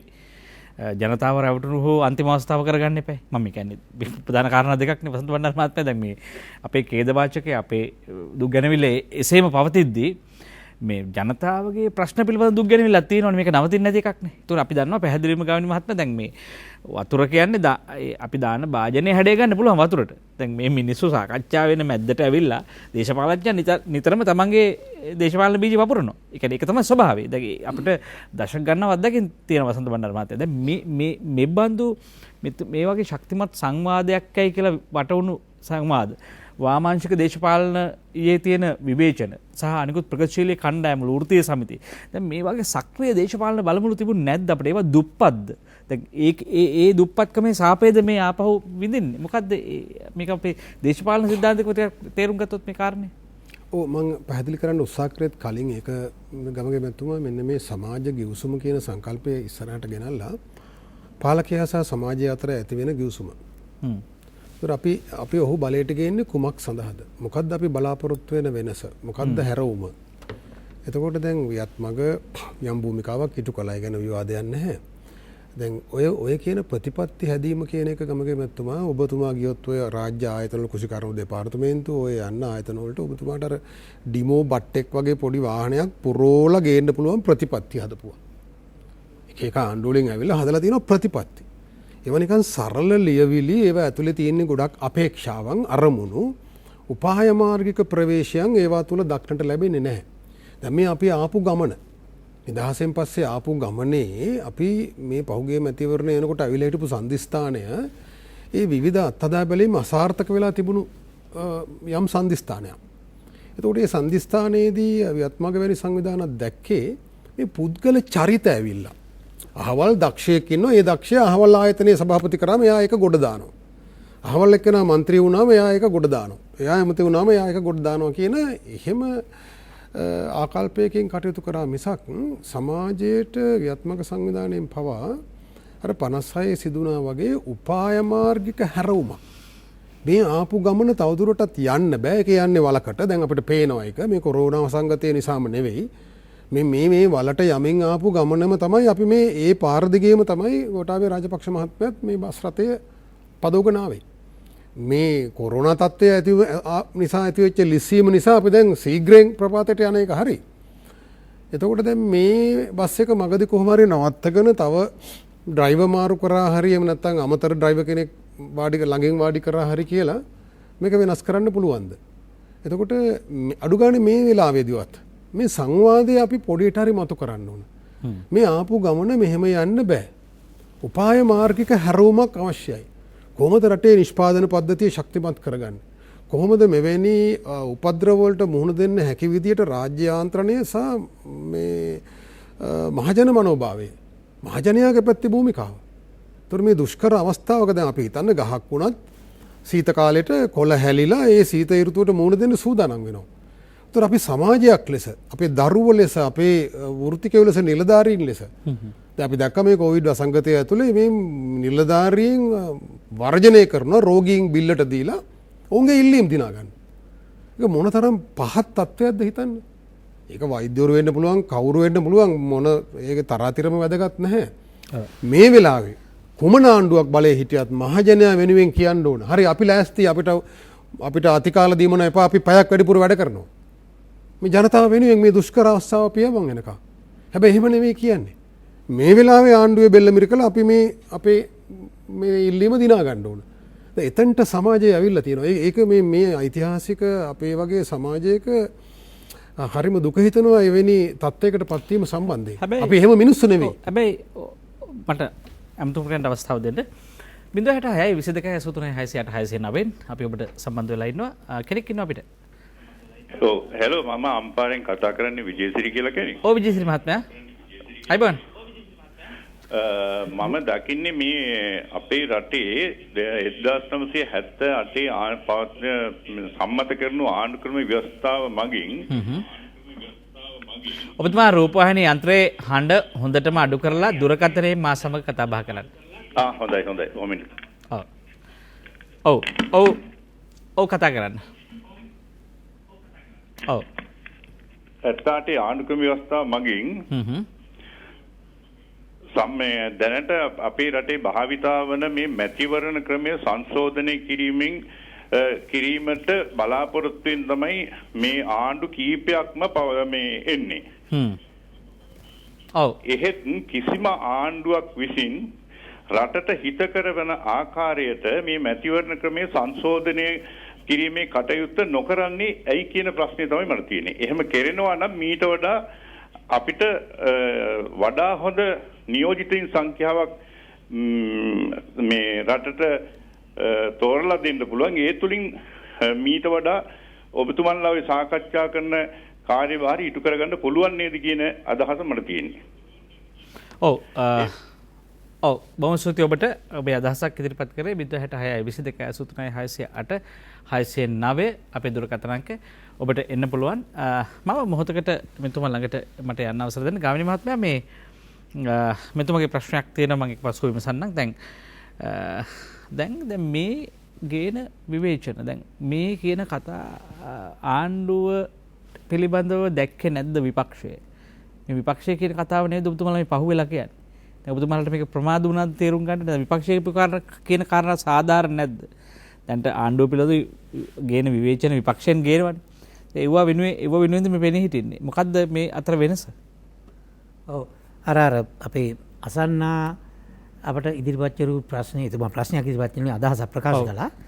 අදහස ප්‍රකාශ වුණත් ඒ එතුමාගේ කතාව තුළ යම් සත්‍යයක් තියෙනවා. මේ ඔබතුමා ඔය දැන් මගෙන් අහන ප්‍රශ්නෙත් ඒකේ ඡායානුවාදයක් වගේ දැනෙනවා. මොකක්ද? ඇත්ත වශයෙන්ම මේ පවතින මැතිවරණ ක්‍රමය අපේක්ෂකයන් පත්වෙන ක්‍රමය අපේක්ෂකයන් පත්වීම සඳහා පදනම් කරගන්නා වූ පක්ෂ දේශපාලන ක්‍රමය වාගේ දේවල් තුලින් හටගත්තා වූ රෝගයේ ලක්ෂණ මේ හැමතැනම පෙනෙනවා දැනෙනවා. දැන් මේක ටිකක් රළු වෙන්න පුළුවන් පවතින රජයේ මහජන නියෝජිතයන්ට පක්ෂ නායකයන්ට. නමුත් සත්‍යයේ කතාව නම් මට ආපහු අතෙන්ටම යන්න සිද්ධ වෙනවා. මේ ගෝඨාභය රාජපක්ෂ මැතිතුමා ජනාධිපති අපේක්ෂකයා ශ්‍රී වරම් ලබන බව දැනෙමින් වරම් ලබා ගනිමින් ඉදිරියට එනකොට එතුමාට ප්‍රිය කරපු එතුමා විශ්වාස කරපු මහා සමූහයකට ප්‍රශ්නයක් තිබුණා, කුතුහලයක් තිබුණා. ජනාධිපතිවරයා ලෙස එතුමා වරම ලබනවා ජනතාවගේ නියතයි. ඒ ජනවරම ලබා ගන්නා ජනාධිපතිතුමා ඊළඟට මහමැතිවරණයට ගිහලා එතුමාගේ කට්ටලය එතුමාව නියෝජනය කරන පාර්ලිමේන්තුව රජය නිර්මාණය කරන මහමැතිවරණයේ අපේක්ෂකයන් වන්නේ කවුද කියන තීරණයේදී ඇත්ත වශයෙන්ම සිද්ධ වුණේ අර කිව්ව දෙයමයි. පක්ෂ දේශපාලනය තුල දේශපාලන පක්ෂ ක්‍රමයේ තුල සාම්ප්‍රදායිකව අපේක්ෂකයන්ටම වරම ලැබුණා. ඒ අය ඉඳගත්තා වූ දියවන්නාවේ ඇතිවෙමින් තියෙනා වූ තත්වයන් තුල තවත් ඉතින් නිසරු බව, අසාර්ථක බව, අකාර්යාක්ෂාත්මක බව, ඒ වගේම අලුත් අය ගියා. ඉතා ස්වල්පයක්. අලුත් අය ගියත් පක්ෂද අර මේ සාම්ප්‍රදායික ආකෘතිගත පක්ෂය තුල ඒගොල්ලෝ තර්කයටම වෙලා ඉවරයි. මට ඇත්ත කතාව නම් මේක කාට අමීහිරු වුණත් සත්‍ය මා දකින සහ බහුතරයේ විශ්වාසය ජනාධිපතිතුමා පිළිබඳ තිබිච්ච බොහෝ විශ්වාසයන් බිඳ වැටෙන්නට හේතු වන කාරණයක් වෙලා තියෙනවා. ඒ පාර්ලිමේන්තුවේ අසුන්ගෙන ඇති බහුතරයකගේ ඓතිහාසික පාරම්පරික භාවිතයේ උරුමයමයි තාමත් සක්‍රිය වෙලා තියෙන්නේ. 1 2 දැන් ඒකට අර කතාව අදාළයි. ඔබතුමාගේ විපක්ෂය අද මතු කරන ප්‍රශ්නත් අර වාගේම පක්ෂ දේශපාලනය තුල ඊළඟ මේ බිඳ වැටෙන තත්ත්වය තුල ඊළඟ රජා පිහිටුවා ගන්න ඒ පක්ෂ නායකයන්ගේ මනදොල අරමුණ පිහිටුවා ගන්නා වෑයමක් විසක් ඔය කවුරුත් අද කතා කරනවද, යෝජනා ගේනවද, අදහස් ඉදිරිපත් කරනවද මේ රටේ හෙට දවස වෙනුවෙන්? ඒක මෙතෙන්දි කිව්වේක හොඳයි. දැන් අද අපි කතා කරමින් ඉන්නේ රටේ සිදුවෙමින් පවතින්නේ කුමක්ද යන මාතෘකාවේදී අපි ඇඟිල්ල දික් කරමින් කතා කළ යුත්තේ රජය සහ ඒ නිසාම රටේ සිදුවෙමින් පවතින දේවල් විතරක් නොවේ. විපක්ෂයේ කාර්යභාරය මොකක්ද අද මේ කරමින් සිටින්නේ? කිසිම ආකාරයක ප්‍රශස්ත මේ පවතින තත්ත්වයන්ට වෙනස් වූ සාරවත් සංකල්ප ඉදිරිපත් කරමින් වෙමින් තියෙනා වූ වැරදි අනාගතයේ සිදු නොවන බවට ජනතාවට විශ්වසනීය ප්‍රතිපත්තිය ප්‍රකාශයක් වැඩපිළිවෙලක් ඉදිරිපත් කරමින්ද ඔවුන් මතවාද ගොඩනගන්නේ මාවතේ වීදියේ මේ උන්ගේ පක්ෂ තුල නෑ. බොහොම සරල සිල්ලර ගැලරියේ සැහැල්ලු මාතෘකා අරගෙන බාල බොළඳ දේවල් මේ අර ගොල්ලන්ට තාම වැක්සින් එක ගැහුවේ නෑ නේද? අර ළමින්ට ගැහුවේ නෑ නේද? මේ ළමින්ට ගැහුවේ නෑ නේද? අර ගොල්ලන්ට පෝර ටික දුන්නේ නෑ නේද? මේගොල්ලෝ මේ වෙනව නේද? මේ බොහොම සරල ලූරු අර වගේ නාට්‍ය පිටපත වෙනස් කරන්නේ නෑ ඒගොල්ලෝ. මේ තියෙන පිටපතේ දෙබස් වලට අලුත් දෙබස් දාලා කියවනවා. ඒ කියන්නේ ඔබතුමා මේ කියන විවේචනය මේ විපක්ෂය ඇතුළු වාමාංශික පක්ෂ කියන විවේචනයට වඩා වෙනස්. දැන් මම කියන්නේ විවේචනය හෝ මතවාද ඉදිරිපත් කිරීම හෝ ආදී වශයෙන් මේ ඕනෑම දෙයක්. අර අපි හරි ලස්සන ගැමි වාරේ හොඳ කියවනක් තියෙනවා. බොරදියේ මාළු බෑමට එහා දෙයකට නොයන්නේ ඇයි? බොරදියේ මාළු බෑමට එහා දෙයකට යන්න ඒගොල්ලන්ට සැලැස්මක් වැඩපිළිවෙලක් නැහැ. පවතින දේ අගුණම විවේචනය කර ඉන්නවා මිසක් ඒ පිළිබඳ යථාර්ථවාදී ඵලදායී සාරවත් අදහසක් නැහැ. ඒ නිසා මේ මොහොතේ අපි මේ කතාවටම එකතු කරගත යුතුයි. රටේ සිදුවෙමින් පවතින්නේ කුමක්ද කියන එක පිළිබඳ රජයේ ජනාධිපතිවරයාගේ යම් තත්ත්වයන් පිළිබඳ විවේචනය කරනකොට ඊට වඩා 10 ගුණයකින් අපි සොයා බැලිය යුතුයි. ඊළඟට බලය ඉල්ලන්නට ජනතාව රවට්ටන අය රට තුළ සිදු කරමින් සිටින්නේ නිවැරදි දේ නොවේ. ඒ බරපතල අගතියකට අවාසනාවකට මේ මහා සමාජයේ හසුරවන වැඩපිළිවෙලක් තියෙනවා. ඒ නිසා මේ බොහොම ධනාත්මකව සුභවාදීව ජනාධිපතිතුමා සහ මේ රජයේ කටයුතු කාරණා පිළිබඳව යම් ආකාරයේ විචාරශීලීව බලන අපි ඊට වඩා බරපතල ලෙස විචාරයට ගත යුතුයි. මේ විපක්ෂයේ මේ මොහොතේ කරමින් තියෙන දේත් මේ මොහොතේ මේ රටේ සිදු විය යුතු දේ නෙවෙයි සිදු වෙමින් තියෙන්නේ. දැන් ජනතාව ඊළඟට අපි කවුද තෝරන්නේ කියලානේ බලාගෙන ඉන්නේ. දැන් තමන්ගේ ගැහැට වලින් අත්මිදීම සඳහා ඊළඟ තෝරන පුද්ගලයා කවුද? එතකොට අපි කවුද පිටස්තරේ අපිට යෝජනා කරන්නේ? ඒ අයගේ ප්‍රචාරක කටයුතු, ඒ අයගේ දේශපාලන අලෙවිකරණ ක්‍රියාකාරීත්වයක ඒ වැඩපිළිවෙල සාර්ථක වෙන්නේ කවුද? ඒකට කවුද උදව් කරන්නේ? ඒ මතවාද ශක්තිමත් කරන්නේ කවුද? ඒ මත ජනතාව නැවත ආපහු රැවටෙනවා. හැබැයි අපි අතීත සංසිද්ධීන් දිහා මිනිසුන්ගේ ඒ පුද්ගලයන්ගේ ආණ්ඩුවල අතීත චර්යාවන් දේශපාලන හැසිරීම් දිහා බලලා ජනතාව විනිශ්චයන් ලබා දෙනවා. එතකොට දැන් අපිට මේ සැරේ ඇති වූ තත්ත්වයේ මේ සැරේ සිදුවමින් තිබෙන වූ දේ පිළිබඳව නව විනිශ්චයක් ලබා දීම අවශ්‍යයි කියලායි අපි හිතන්නේ. ඒ නව විනිශ්චයක උමනාවක් තියෙනවා. ඒ අර හුදු විවේචන වලින් විවේචන පහු කරපු විනිශ්චයක් පිළිබඳව අපි මේ කතා බහ කරමින් ඉන්නේ. අපි කැමති නින්නද සජීවී සංවාදයේ ඊළඟ විරාමයට ඔබෙන් අවසර ඉල්ලන්න. රැඳෙන්න අප සමග අපි කතා බහ කරමින් ඉන්නේ රට තුල සිදුවෙමින් පවතින්නේ කුමක්ද? ඇත්තටම කුමක්ද ඔබ කල්පනා කරන්නේ? ඔබ නැවතත් නින්නද සජීවී සංවාදයේ සමගයි මේක වන්නේ. අපි කතා බහ කරමින් ඉන්නේ රට තුල සිදුවෙමින් පවතින්නේ කුමක්ද? ඔබට අලුතෙන් කිව යුතු දෙයක් නැහැ. අද මේ හුස්ම ගන්න වෙලාවේ ඔබේ මනස් කුහරය ඇතුලේ පීඩාවට පත් වෙලා තියෙන ඒ වේදනාව, කලකිරීම, විඩාව, තෙහෙට්ටුව දේශපාලනික වශයෙන් මේ හෙම්බත් වීම ළඟයි ඔබ මේ අපිත් එක්ක රැඳෙන්නේ. අපි යනවා වැලිමඩට. චමින්ද මහත්මයා ඔබ අපිට කතා කරනවා. අයිබෝන් චමින්ද මහත්මයා. ඔව් චමින්ද මහත්මයා. ඔව් චමින්ද මහත්මයා කතා කරමු. ඔව් මේ මම ගැටලුව වසන්ත බණ්ඩාර මහත්මයාට. ඔව්.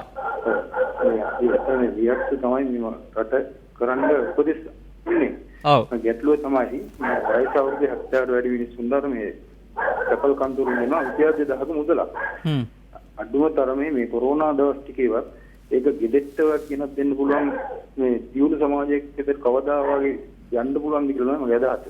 ඒ ප්‍රශ්නේ සාමාන්‍යයෙන් ඇත්තටම අපිට සාකච්ඡා කරන්න ඕන. දෙවෙනි ගැටලුව තමයි මේ මාධ්‍ය සදාචාරයක් නැහැ කියන විදිහකින්. මොකද මේ දවස්වල මාධ්‍ය ප්‍රකාශයක් කරනවා වයස අවුරුදු 15ක ළමයෙක්ගේ අපයෝජන සම්බන්ධ. ඒකේ කී දෙනෙක් එක්ක හිටියද කියන එක පුරවැසියෙක් විදිහට අපිට වැදගත්. අපිට ඒක අපයෝජනයක් කියන පණිවිඩය විතරක් වැදගත්. නමුත් මේ හිතපු ප්‍රමාණය හිතපු තැන් ඒවා අපිට වැදගත් නැහැ. ඒ දියුණු සමාජයක් විදිහට වැඩ කටයුතු කරන දවස කවද්ද කියන එක තමයි මට අහන්න. ඔබසූති ඔබම අප බලාපොරොත්තු වන රට පිළිබඳව මේ හීනේ අපි තවත් හීනයකට මාරු විය යුතුද 066 22 83 66 89 රට තුළ සිදුවමින් පවතින්නේ කුමක්ද වසන්ත බණ්ඩාර මහත්මයා දැන් එක්තරා කණ්ඩායමක් කතා කරනවා එක්තරා ප්‍රශ්න සමූහයක්. හැබැයි ජනතාව පීඩාවට පත් වෙමින් තිබෙන්නේ තවත් වෙනත් ප්‍රශ්න සමුදායකින්. ඒක දැන් මේ දෙක අතර තියෙන අන්තර් සම්බන්ධය දේශපාලනික වශයෙන් එකතු වෙන්නේ නැහැ. ඒ තමයි තියෙන්නේ. එක පැත්තක ආණ්ඩුව යනවා ජනතාව තමන්ගේ දුක කියමින් තව පැත්තකට යනවා. දැන් මිනිස්සු වීදි බහලා ඉන්න. දැන් අරගල ආය පටන් ගන්න තියෙනවා. දැන් කොවිඩ් වසංගතය නිසා සංචාරන සීමා නිසා මිනිස්සු හිර වෙලා හිටියා. දැන් එළියට බහින්නේ රස්සාවට යන්න නෙවෙයි. එළියට බහින්නේ බෝඩ් එකක් අරගෙන. තමන්ගේ අයිතිවාසිකම් ඉල්ලන්න. මොකද්ද මේ අරබුදේ? දැන් ලොකු අරගලයක් නිර්මාණය වීමේ ස්වරූපයක් පේනවා. ඔව් ගමකමැතිතුමා මෙහෙමයි මෙවැනි අර්බුදකාරී තත්වයකදී මේ සිහිබුද්ධිය එළවා ගැනීම තමයි ඊටම වැදගත් වෙන්නේ.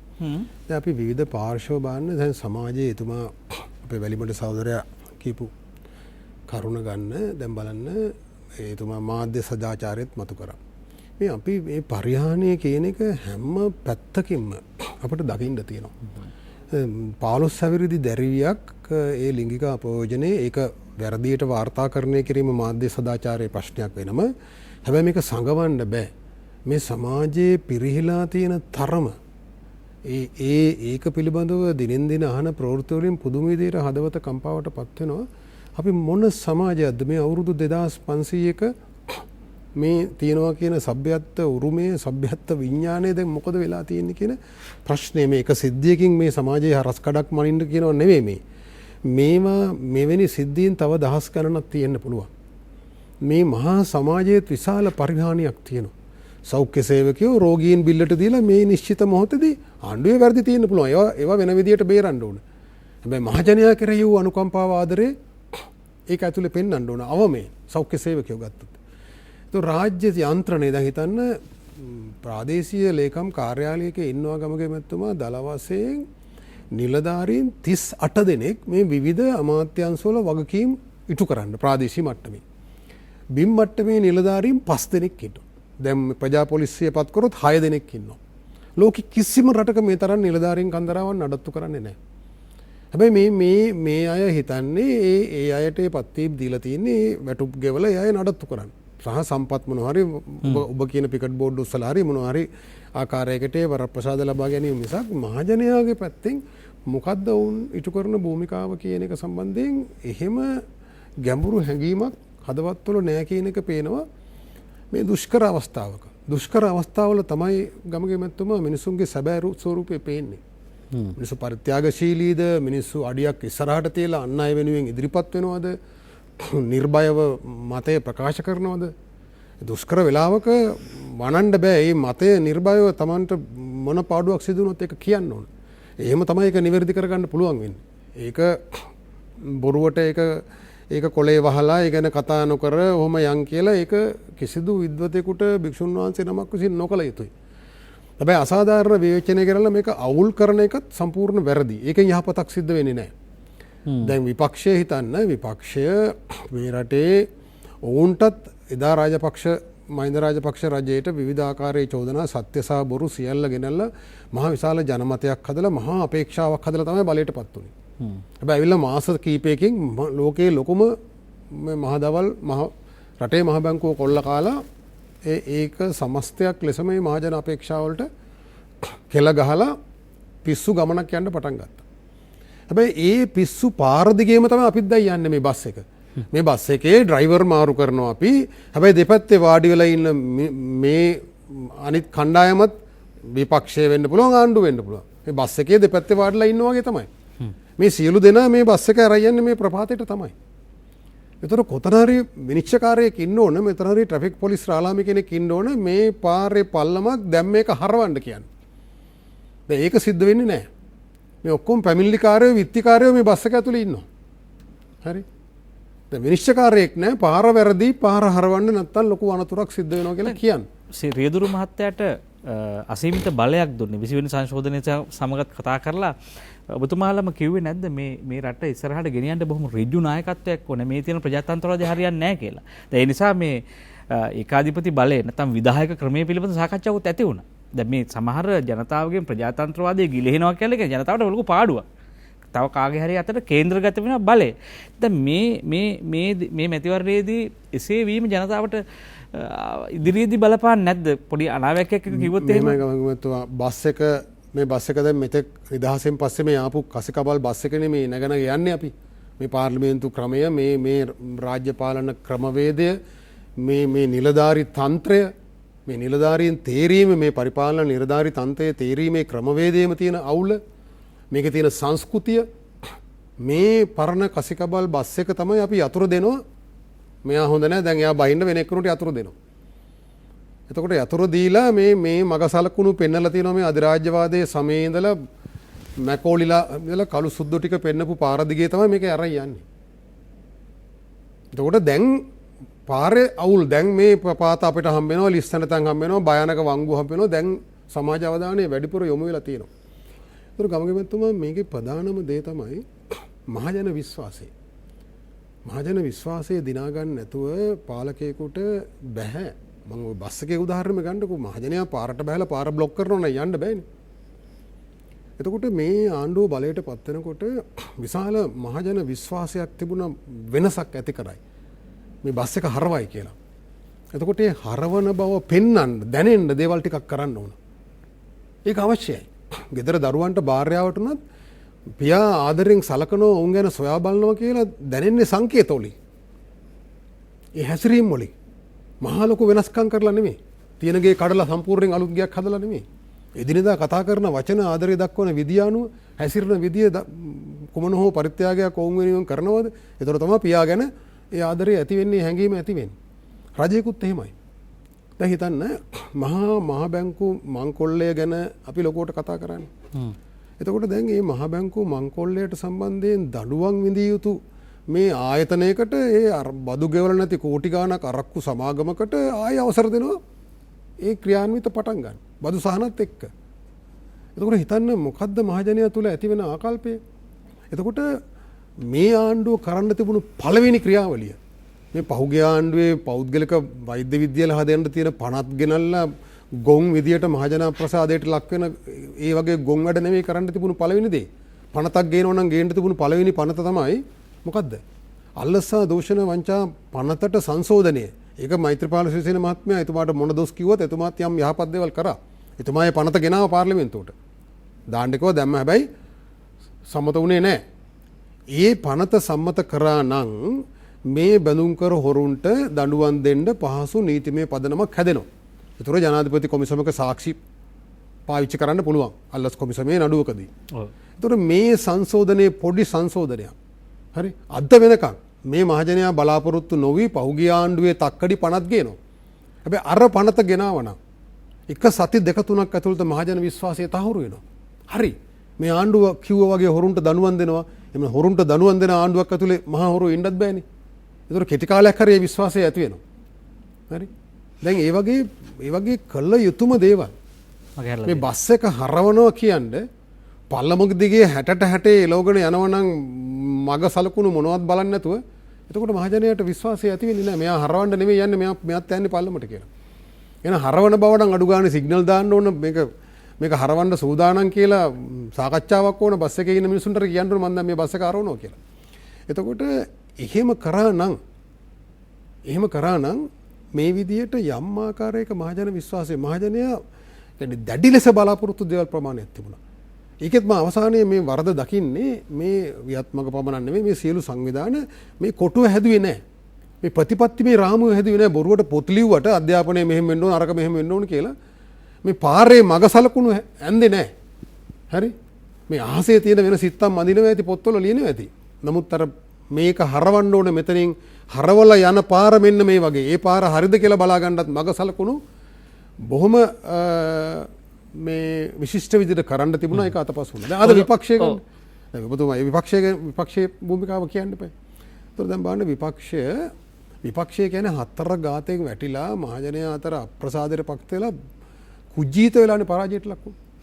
දැන් මේ වෙලාවේ මේ බෝනස් එක එයාට හම්බෙන්නේ මේ ආණ්ඩුවේ තියෙන ගොන් තකතිරු වැඩ හින්දානේ. නැත්තම් ඒ විපක්ෂයට පාර්ලිමේන්තුවේ මාපාරේ කොහොමවත් නැගිටලා කතා කරන්නවත් අයිතියක් හම්බෙන්නේ නැහැ තව අවුරුදු ගානකට. උන් බොරු සටන් පාට ගේන පිරිසක්. දැන් බලන්න ගොවියට බෝඩ් එකක් දීලා මාධ්‍යකාරයෙක් ගෙන්නලා අල්ලලා පෙන්නනවා වසදියව් කියලා උද්ඝෝෂණයක් කරනවා. අපිට වසදියව්. ඒතර මේක ඇත්තටම ගොවියා ගැන අනුකම්පාවෙන් නම් මේ සටන් වලට ගොවියා පොළඹවන්නේ. තව කොච්චර දේවල් තියෙනවද මේකත් එක්ක බද්ධ වෙච්ච. ඒවා එක වචනයක් කතා කරනවද? රුපියල් 60ක් ගෙවපන් වී වලට කියලා කියනවද? වී වලට රුපියල් 60ක් ගෙවුවත් දැන් කන මිලට වඩා අඩුවෙන් හාල් කන්න පුළුවන්.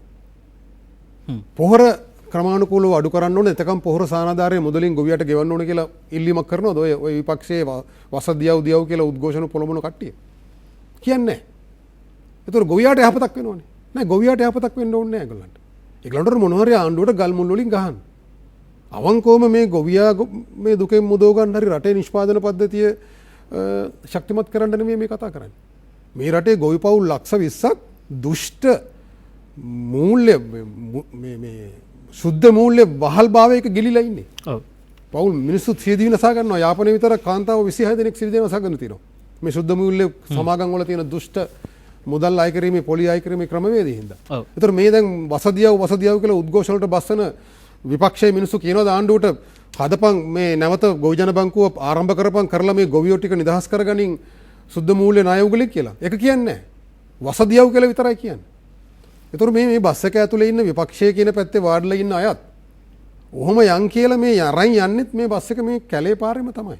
ඔබතුමා හිතන්නේ හිතාමතා ඔවුන්ට මේකෙන් කිසි ආකාරයක සදාචාරමය හරි කිසිදු ආකාරයක ගැලවීමක් නැහැ. ඔවුන් ප්‍රාර්ථනා කරන්නේ මේ වලට ඵලයන් කියලා. ඒතර ඔවුන් හිතනවා වලට ගිහිල්ලා මේ බස් එක කුඩුපට්ටම් වුණාම අපිට පුළුවන් වෙයි ගොඩ එන්න කියලා. හැබැයි සියලු දෙනා එකට තමයි වලට යන්නේ. ඔබතුමා ඒක අපූර්වට කිව්වා මේ මා විමසන්නටත් ගියේ මේ ඔක්කොම ඉන්නව නම් ඇතුලේ අවසානයේ කඩාවැටෙන සියල්ල මේ ගවණි මහත්තයා දැන් මේකෙන්ම මම ප්‍රවිෂ්ටයක් ගන්න දැන් කෙනෙක් එහෙම ධාවනය කරන්න පුළුවන් අධික බීමතෙක්. ඒ කියන්නේ සිහිසුන්ව හැබැයි හිතාමතා ධාවනය කරන්න පුළුවන්. ඔබ හිතන්නේ මේ දෙකෙන් කෝකද? දැන් මේ මොහොතේ නම් මේ සිහි විකල් වෙලා පදවන ගතියන්නේ පේන්නේ. අර කිව්ව මේ නිදහස් ලංකාවේ දිගින් දිගටම ආපු අවිචාරයේ රිද්මය තවදුරටත් අර යෑමේ අවසනාවක්. මගේ ප්‍රශ්නේ ඕක නෙමෙයි ඔබතුමාගේ. අතරම දැන් පහුගිය කාලේ කතා බහට ලක් වුණා දැන් මේ අධිකරණයේ ස්වාධීනත්වයේ නීතිය පිළිබඳව ඔබතුමා නීතිඥවරයෙක් නිසා එක පැත්තකින් මම ප්‍රශ්න ඔබෙන් විමසන්නේ. දැන් මේ දැන් අපි දන්නවනේ පාස්කු ප්‍රහාර වින්දිතයන් පිළිබඳව ලොකු සංවාදයක් ඇති වුණා. දැන් අපි ඇතම් මේ ආණ්ඩුවට පත් වෙන අය කිව්වා සතියෙන් අපි දනුවම් දෙනවා කියලා. අපිට මතකයි මේ සමහර අය අපිත් එක්කම සාකච්ඡාවලදී කිව්වා අපි මේ බලයට පත් වෙලා සති දෙකෙන් අපි මේ කට්ටිය අත්අඩංගුවට ගන්නවා කියලා. ඊට පස්සේ මේ අනික් අපරාධ සම්බන්ධව අපරාධකරුවන් නිදහස් කිරීම වගේ දේවල් සම්බන්ධව මොකද්ද මේ මහජන විශ්වාසය? දැන් නීතිය පිළිබඳ මිනිස්සු අවසාන විශ්වාස කරන නීතිය. දැන් පොලිසිය වෙන ආයතන පිළිබඳව දැන් අද මේ තියෙන චෝදනා පොලිසියට. දැන් ඒකට දැන් අපි විශ්වාස කරනවා දැන් අපි පොලිසියම ශක්තිමත් වෙලා ආපහු විනයකට ඇවිල්ලා දැන් නීති පද්ධති ශක්තිමත් වෙලා රටේ අපරාධ මැඩගෙන දැන් අපි අලුත් රටක් නැදැක්ක දැන් ඒව ඉස්සෙම වෙන්නේ ඇයි? නීති අඩුවක්ද ක්‍රියාත්මක කරන්න ඕනද ආයතන ගැටලුවක්ද නිලධාරික වරදක්ද? අර මේ අවශ්‍ය වෙලාවට Tamanට අවශ්‍ය සූපය හදාගන්න අමුද්‍රව්‍ය ටික ඒ ප්‍රමාණයෙන් ගන්නවා වාගේ නීතියවත් ව්‍යවස්ථාපිත විධිවිධානවලවත් මොකවත් අඩුපාඩුවක් නෙමෙයි. Tamanට හදන්න අවශ්‍ය සූපයට අවශ්‍ය ටික දාගැනීමේ වැරදි වැඩ පිළිවෙලක් තියෙන්නේ. මෙතුමා කිව්වා අර මහා බැංකු මංකොල්ල ගැන. ඔබතුමා සඳහන් කළා පාස්කු ප්‍රහාරය ගැන. මොන තරම් ඛේදවාචකද. ඇත්ත වශයෙන්ම දැන් ඔය මේ යහපාලන රජයේ ලෙස පෙනී සිටි රජය මිනිස්සු ප්‍රතික්ෂේප කළේ පිළිකුල් කළේ අන්ත පරාජයකට ලක් කළේ ඇත්තටම මේ තමාගේ පෞද්ගලික සුඛ විහරණයේ එදා කෑම වේල තමාගේ රැකියාව තමාගේ ඒව බලලා නෙමෙයි. අර කිව්ව මහා පරිමාණයේ ඛේදවාචකයන් නිර්මාණය කළ වංචාවන් නිර්මාණය කළ මංකොල්ල නිර්මාණය කළ රජයේ රේටියට තීන්දුව ගත්තේ. ඊළඟට ප්‍රාර්ථනා කළෙත් ඒවාට විසඳුම් හොයන ඒවාට දඬුවම් දෙන ඒවා යලිත් නොවන සමාජයක් නිර්මාණය කිරීමේ අපේක්ෂාවක් මහා ජනතාවට තිබුණා. ඒ නිසා ඒ යහපාලනයේ බලයට පත්කරු මිනිස්සුම මේකට එකතු වෙලා මේ බලය සහ මේ නියමුව නිර්මාණය කළා. කනගාටුදායක කරුණ වෙන්නේ මේක මේ දැන් සමාජ ජාලාවල හරි ලස්සනට මේවා නිර්මාණය කරනවා මේ පරපුර මේ අලුත් ළමයි දානවා කවිපදයක් මම දකින්නවා. මට මතකයි ඔබට මතකයි දැන් නුවර ඉඳලා යහපාල රජයේ සමයේ මහා නුවර ඉඳලා කොළඹට ආවනේ මහා මේ පාද චාරිකාවක්. මේ චාරිකාව වෙනකොට මට මතකයි අපේ නාමල් රාජපක්ෂ තරුණ නායකයා හැම විශාල පිරිසක් පිරිවරාගෙන කියනවා අර පාරේ යන ගමන් කියනවා මේ හොඳ සිත්ජන්නාසුළු පද දෙකක්. මොකද්ද? බාධක දැක පෙරමුණේ කොයි නදියද නැවතුනේ. බාධක දැක මේක අර අපේ ලේ කෝප වෙලා රත් වෙලා අභිමානනීය හැඟීමෙන් ජවයක් ඇති වුණා. මේ යහ පාලනයේ මර්ධනයට එරුව මේගොල්ලෝ එනවා. බාධක දැක පෙරමුණේ කොයි නදියද නැවතුනේ. දැන් එන්න අලුතෙන් හදලා ගහනවා එක මේ කටයුතු මත පෙරමුණේ කොයි හොරාද අහුනේ කියලා. අහුවෙලා නැහැ. දැන් බලන්න අපේ ජනාධිපතිතුමා ගැන එක වෙලාවකට දුක හිතෙනවා. යම් පරමාදර්ශී අරමුණන් සහ ශ්‍රේෂ්ඨ අපේක්ෂා තියෙන්නට ඇති. එදා යනවා එක්තරා මෝටර රථ ප්‍රවාහනයට අදාළ එක්තරා දෙපාර්තමේන්තුවකට. එතුමා ගිහලා ලංකාවේ කිසිම දේශපාලන නායකයෙක් සක්‍රීය ලෙස සහභාගී නොවිච්චි බොහොම උපක්‍රමශීලී ලෙස එතන ගිහලා අර හොර වංචා දූෂණ ආක්‍රමිකතා අසාර්ථක තත්ත්වයන් බලලා වහා විධිවිධාන ගන්නවා. රටක් පස්වන ප්‍රීතියෙන් පිනා ගියා. මගේ අම්මේ අන්න ඒව මිනිස්සු ඉල්ලුවේ. අතේනේ මිනිස්සු ඉල්ලුවේ කෑම බීම ඇඳුම් පැළඳුම් රථ වාහන මේ රැකී රක්ෂා ඔක්කොටම කලින් මේ ආයතනයකට ගිහලා වැඩක් කරගන්න. අපේ ඛේදවාචකයක් බවට පත් වෙලා මිනිස්සුන්ට දඬුවම් දෙන්න. මේ දේශයේ සාරේ උරාබිපු මහා මංකොල්ලවල හොරුන් අල්ලන්න අන්න අතෙන්ට යනවා. මේ රාජ්‍ය ආයත අද පිළිගත් කරුණක් අර මෙතුමා කිව්වේ ලෝකයේ අසාමාන්‍ය ලෙස සෑම ක්ෂේත්‍රයකටම විහිදුවලු රාජ්‍ය තන්ත්‍රයක් නිලධාරි තන්ත්‍රයක් ඇති රටේ උප්පැන්න සහතිකයක විවාහ සහතිකයක පිටපතක් ගන්න දවස් 7-8ක් එකම ආයතනයට යන්න වෙච්ච මේ රටේ මේවා වෙනස් කරන්නට අවශ්‍ය චරිතය ලෙස එතුමා ඒවා විග්‍රහ කළා දැක්කා කියා. එදා මුළු රටම බලා හිටියා. ඔබට ආරංචි වෙන්න ඇති ඒ දෙපාර්තමේන්තුවේ කියලා ඒ හොරවංචා දූෂණ ඔක්කොම ජනාධිපතිතුමා අතට අහුනේකට ඊට පස්සේ සමාජ මාධ්‍ය ජාලාවල යනවා. සමහර ආයතනවල කවුරු හරි ගිහිල්ලා කියනවා ඔන්න ජනාධිපතිතුමා එනවා කියලා ආරංචියක් තියෙනවා මේක ටික ඇති වැඩ යනවලු ඕගාලා. කවුරුත් හිතුවා දැන් ඉතින් දූෂණ ඉවරයි අගතිය ඉවරයි නොසලකිල්ල ඉවරයි අනවදාන ඉවරයි වැඩ කරයි කියලා. උනේ නෑනේ. ඒ දෙපාර්තමේන්තුවේ අද යන්නකො ගිහිල්ලා ලයිසන් එකක් ගරගන්න. ඒ දෙපාර්තමේන්තුවේ ඒ තරම්වත් සලකන්නේ. මොකද උනේ? ඇයි එහෙම උනේ? වෛද්‍යතුමා සඳහන් කරපු ජනාධිපතිවරයාගේ අර ආකෘති අර මෙතුමා කිව්වේ වදන් පොත්වල තිබුණාට බෑ ප්‍රායෝගිකව පොළොවට බැස්සේ නෑ. පොළොවට බසින්නට මේ නිලධාරි තන්ත්‍රය අර දියවන්නාවේ මේ මහජන නියෝජිතෝ එක් තැන් වෙලා හදන්න ඕනේ ක්‍රියාන්විතය ප්‍රායෝගික ඒක වෙන්නේ නැති තැන ජනාධිපතිවරයා අද මුළු මහත් රටේම සැකයට භාජනය වෙනවා නම් අවලාදයට පාත්‍ර වෙනවා නම් ඒක විසඳීම සඳහා එතුමට මහා ආධිපත්‍යයක් බලයක් ව්‍යවස්ථාවෙන් දීලා තියෙනවා. ඒක සක්‍රිය කිරීම පිළිබඳ එතුමා බලය දුන්නා. බාධකයක් නැහැ එතුමාට. බාධකයක් නැහැ. හැබැයි ප්‍රශ්නේ තියෙන්නේ ඒ බලය ක්‍රියාත්මක කරන එතුමාගේ ප්‍රධාන ලේකම්වරයාගේ සිට මේ නිලධාරි තන්ත්‍රය හසුරුවා ගැනීමේ කාර්යභාරයත් එතුමාට බෑ කියන්න බෑ.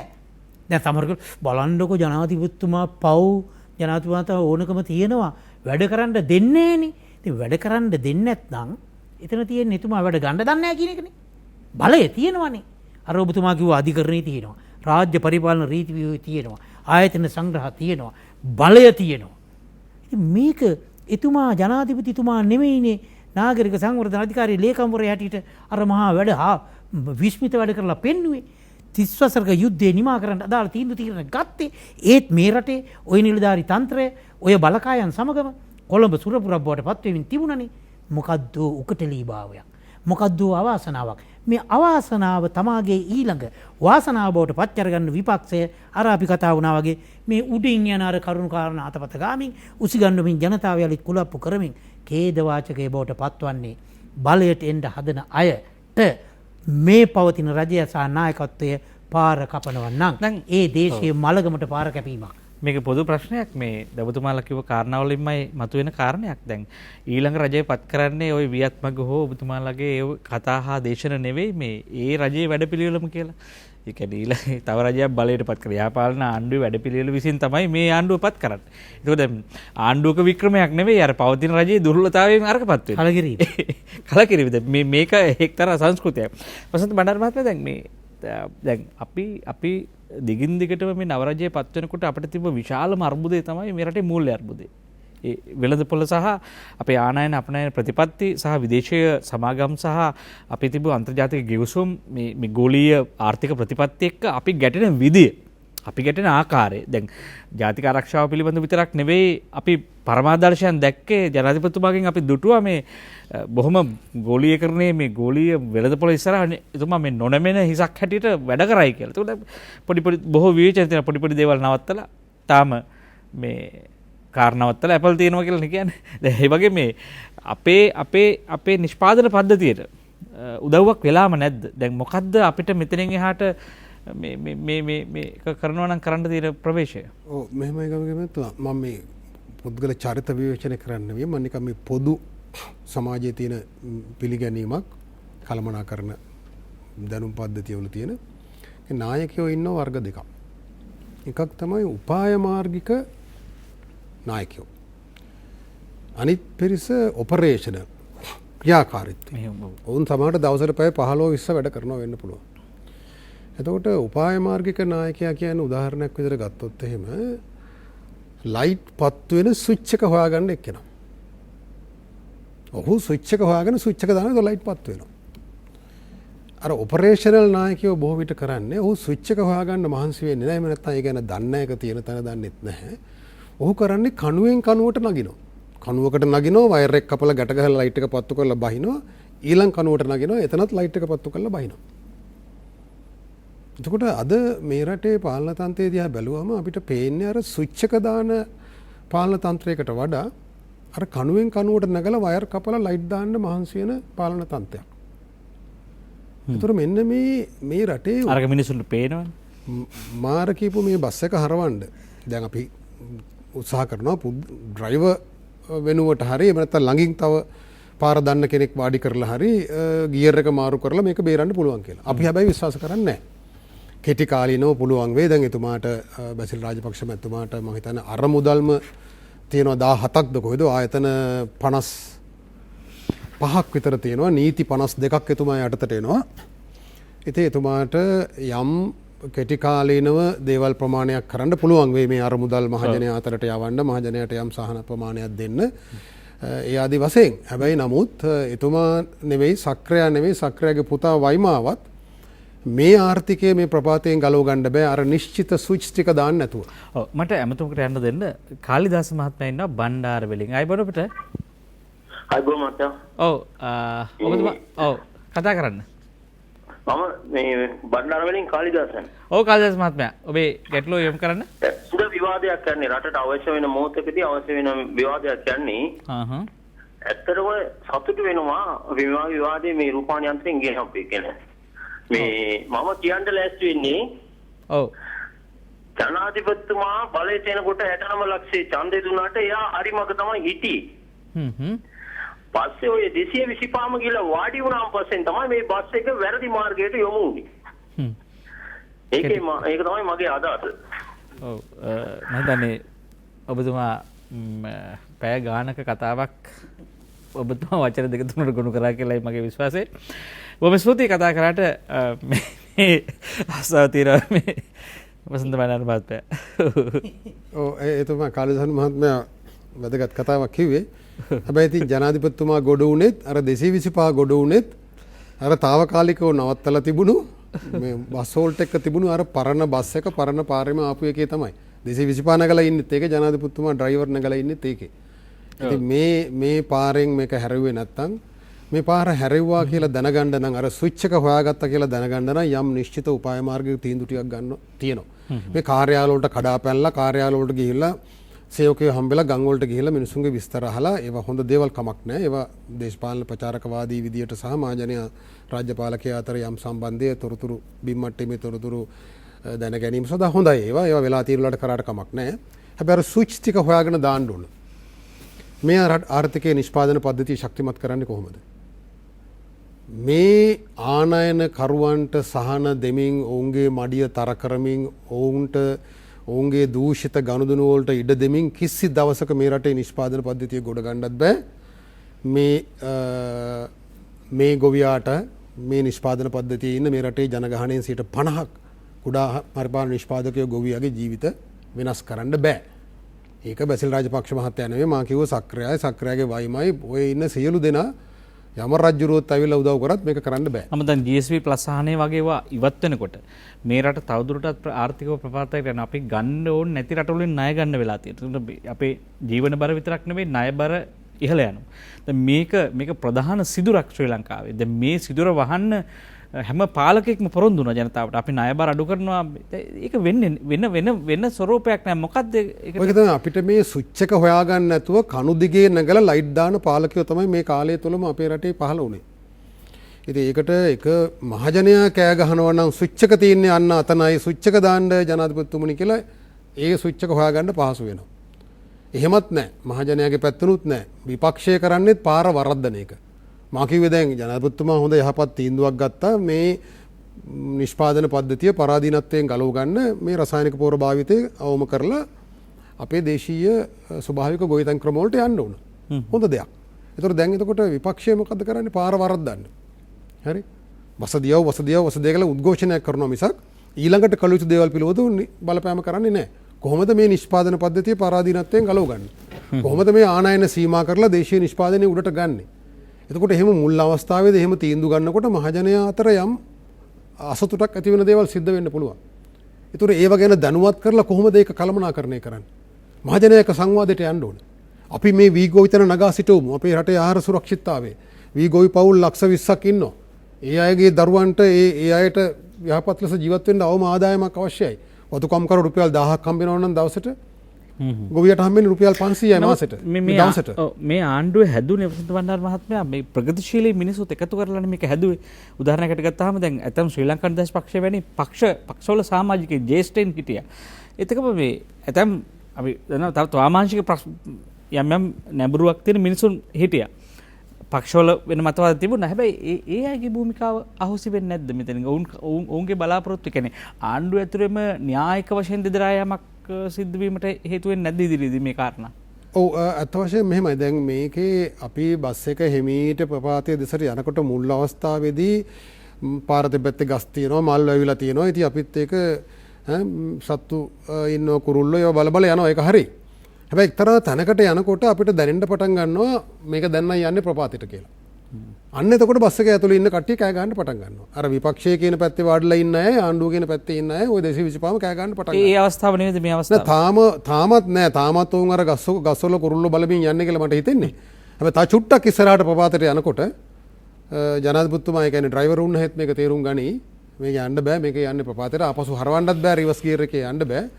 ඒ නිසා ඩ්‍රයිවර් මාරු කරා කියලා ගියර් එක මාරු කරා කියලා টොප් ගියර් එකට දාලා වේගය වැඩි කරා කියලා හරි මේ වැරදි පාරේ කොච්චර වේගෙන් ගියත් ඒත් අවසානයේ යන්නේ වැරදි අන්තයකට. ඒ නිසා මේක දැන් හරවන්න පුළුවන් තැනදී හරවන්න ඕන. බැසිල් රාජපක්ෂ මහත්තයා ඇවිල්ලා මොලේ පෑදිලා මේක හැරෙව්වොත් එන යහපත් දෙයක් සිද්ධ වෙයි. හැබැයි එතුමත් ඇවිල්ලා වැරදි පාරේ ගියර් එක මාරු කරලා තව ටිකක් වේගයෙන් යමු කියලා ගියොත් ඒත් ප්‍රපාතයට යන ගමන ඉක්මන් වෙනවා මිසක් ආපසු හැරීමක් සිද්ධ වෙයි කියලා හිතන්න අමාරුයි. රට තුළ සිදුවීමින් පවතින්නේ කුමක්ද? දැන් අපිට අහන්න තියෙන්නේ සිදුවීමින් පවතින්නේ එයමද කියලා. දැන් මේ අවසානයේ එන්න වෙන්නේ ඒතකොට එයම නම් අය ඒ වෙනස් කර ගැනීමට අපිට පාරවල් තියෙනවා. දැන් හැරෙන පාරට වඩා ඒ දේශපාලන චින්තනයේ හිතීම, ඒ දේශපාලන මනෝභාවය ජනතාව තුළ තියෙනවා. ජනතාව සැබවින්ම ඒ තනියම දුප්පත් වෙන්නේ නැහැ. සමාජයක් හැටියට දුප්පත් වෙන්නේ. ඒ සමාජය තුළ ඉන්නවා මහා සමාජයත් ඉන්නවා. ඒ නිසා අපි කාගේ නියෝජනයෙන් තමයි මේ සමාජය හැදෙන්නේ. ඒ නිසා අපි අපේ දුප්පත් පොහොසත් භාවය පිළිබඳ ප්‍රශ්නයක් තියෙනවා. ඒ නිසා අපේ දේශපාලන සවිඥානිකත්වයේ අපේ දේශපාලන කියවීම මීට වඩා දියුණු වුණොත් රට දියුණු කරන්න බැයිද? අපි දියුණු කළොත් රට දියුණු කරන්න බැයිද? ඒ නිසා අපිට අලුතින් හිතන්න වෙනවා අපේ දේශපාලන දැක්ම පිළිබඳව අපි කෙබඳු දිශාවකට යනවාද කියන කාරණේ. ඉතින් අපි නිනාද සජීවී සංවාදයේ අවසන් විරාමයට යනවා. ඔබෙන් අවසර ඉල්ලනවා. රැඳෙන්න අප සමග රට තුළ සිදු වෙමින් පවතින්නේ කුමක්ද අද දවසේ මාතෘකාව. ඔබ නැවත නිනාද සජීවී සංවාදයේ සමගයි මේක වෙන්නේ. රට තුළ සිදුවීමින් පවතින්නේ කුමක්ද කියන මාතෘකාව ඔස්සේ අපි කතා බහ කළේ. දැන් රට තුළ සිදුවීමින් පවතින දේ පිළිබඳව ජනතාවට පැහැදීමක් නැත්නම් ඔවුන් බලාපොරොත්තු වෙච්ච ඔවුන් අපේක්ෂා කරපු රට ඔවුන්ට නොලැබෙනවා නම් ඔවුන්ගේ ජීවිතේ මීට වඩා හොඳ තැනකට රැගෙන යාමේ උවමනාවක් තියෙනවා නම් ජනතාව සහ පොදු මේ පිළිබඳව අපි යන්නේ ප්‍රපාතයකට බව තේරුම් ගන්නා මිනිසුන් විසින් කුමක් කළ යුතුද? එක්කෝ එම මිනිසුන් ප්‍රමාණය මේ පිළිබඳව තේරුම් ගන්න අපි අවගමනයකට යනවා කියලා තේරුම් ගන්න එපා. ප්‍රගමනයකට හැරෙන්න නැත්නම් අපි වැරදි පාරක යනවා කියලා තේරෙන කෙනෙක් තමයි නිවැරදි පාරට එන්නේ. ඒ නිසා මේ මහා සමාජය විසින් ගාමිණී මහත්මයා මේක සංවිධානය කරන්න එපා. ඔබතුමාලා මේ ගෝඨාභය ජනාධිපතිතුමා බලයට ගේන්න කිසියම් සමාජ සංවිධානාත්මක වැඩපිළිවෙලකට අවතීර්ණ ඒ ආපසු හරවමින් නැවත වියත්මගක් හෝ එහෙම නැත්නම් වෙන මහජන ප්‍රවේශයක් ගන්න කොහොමද මේ ගමන වෙනස් කරන්න? මොකද්ද විකල්පය? මොකද්ද ප්‍රවේශය? දුක කිය හිතයට වැඩක් නැහැ. ගෞරවනීය මහත්තයා දැන් මේ අපිට තව තියෙන තව සීමිත කාලයක් ඉදිරි වෙලා දිගු කාලයක් කතා කළ යුද්ධයක් බොම හකුලෝලා සහ ඊටාම මට වෛද්‍යතුමත් මාත් දෙන්නම අතිශයින් ප්‍රවේශම් වුණා සදාචාරාත්මක සංවාදයකට මේක ගෙනෙන්න මේ ගමේ ගොඩේ තැන්වල මාවතේ පන්සලේ පල්ලියේ කෝවිලේ මේ ඇහෙන ඔක්කොම අපි මෙතන මුසු කළේ නැහැ. නමුත් අපි සියල්ල මුසු කළා තනි වචනයකට සතුටක් නැති සමාජයක්. සතුට අපේක්ෂා කළ සමාජයකට සතුටක් නැති තත්වයක් ඇති වෙලා තියෙනවා කියලා. ඒ තමයි රටේ වෙමින් පවතින්නේ කුමක්ද කියන එක පිළිබඳ ඇත්ත හරස්කඩ. හැබැයි අපි බොහොම සංයමයෙන් කතා කළේ. දැන් මේ එවන් වූ තත්ත්වයක් තුළ ඔබ අවසාන සංවාදයට මුසු කරන්නට අපට ආරාධනා කරන්නේ විකල්පයේ විසඳුම මොකක්කට යා යුතුද කියලා. මේ විසඳුම යන්නේ අදහස් කරන්නේ 2024 25 දියසේන කුමාරයෙක් ගෙනෙන්න මොනවද කරන්න ඕනේ කියන එක නෙමෙයි. මේ පවතින තත්ත්වයේ තුල ඊටා කඩිනමින් අර ප්‍රපාතයට යන රථය හරස් මාර්ගයකට අරගන්නට සමාජයෙන් ඊට යුත්තේ කුමක්ද?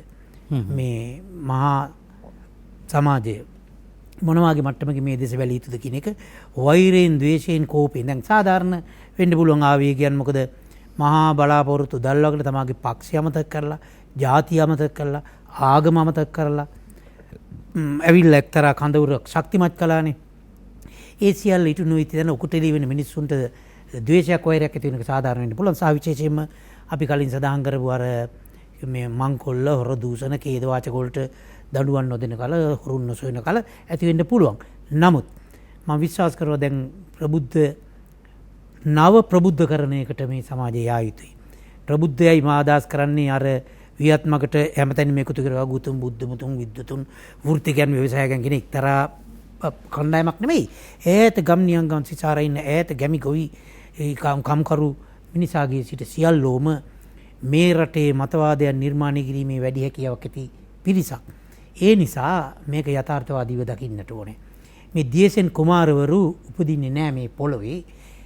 ඒවන් වූ චරිත නිර්මාණය කරන මිනිසුන් වැරදි නැත්නම් අපි හැමදාම කලේ පහෙන් පාට 10න් 10ට මැතිවරණයට අලුත් දියසෙන් කුමාරයෙක් නිර්මාණය කරගන්නට පරණ මැටි පිටවල්ම හැඩතල දාලා ගත්තා. උනේ නෑ නේ කාරණේ.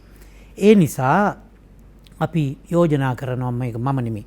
සමාජය තුල මේ සංවාදය ඇති වෙමින් තියෙනවා. වෙනස නිර්මාණය කළ යුත්තේ මිනිසුන් විසින්මයි.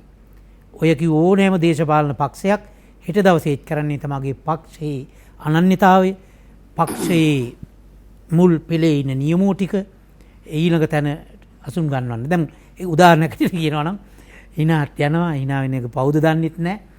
මේ ලංකාවේ අති විශිෂ්ට දැවැන්තම මහා කඳවුරක්ව පැවතිච්ච දේශපාලන පක්ෂයක් මුලිනුට අදාලා සෝදාපාලුවට ලක් කරලා නැතිබංගස්ථාන කෙරුවයින් පස්සේ ජනතාව එකම එක මැතිවරණ කොට්ටාසයක් මන්ත්‍රීවරයෙක්වත් මහ ජනතාවගේ ඡන්දයෙන් කිසියම් කලාපයක් නියෝජනය කරලා දියවන්නාවට යවන්නට බැරි වෙච්ච තත්වයක් තුල අංගල කතා කරන්න ඕනේ නැහැ එක්සත් ජාතික පක්ෂේ.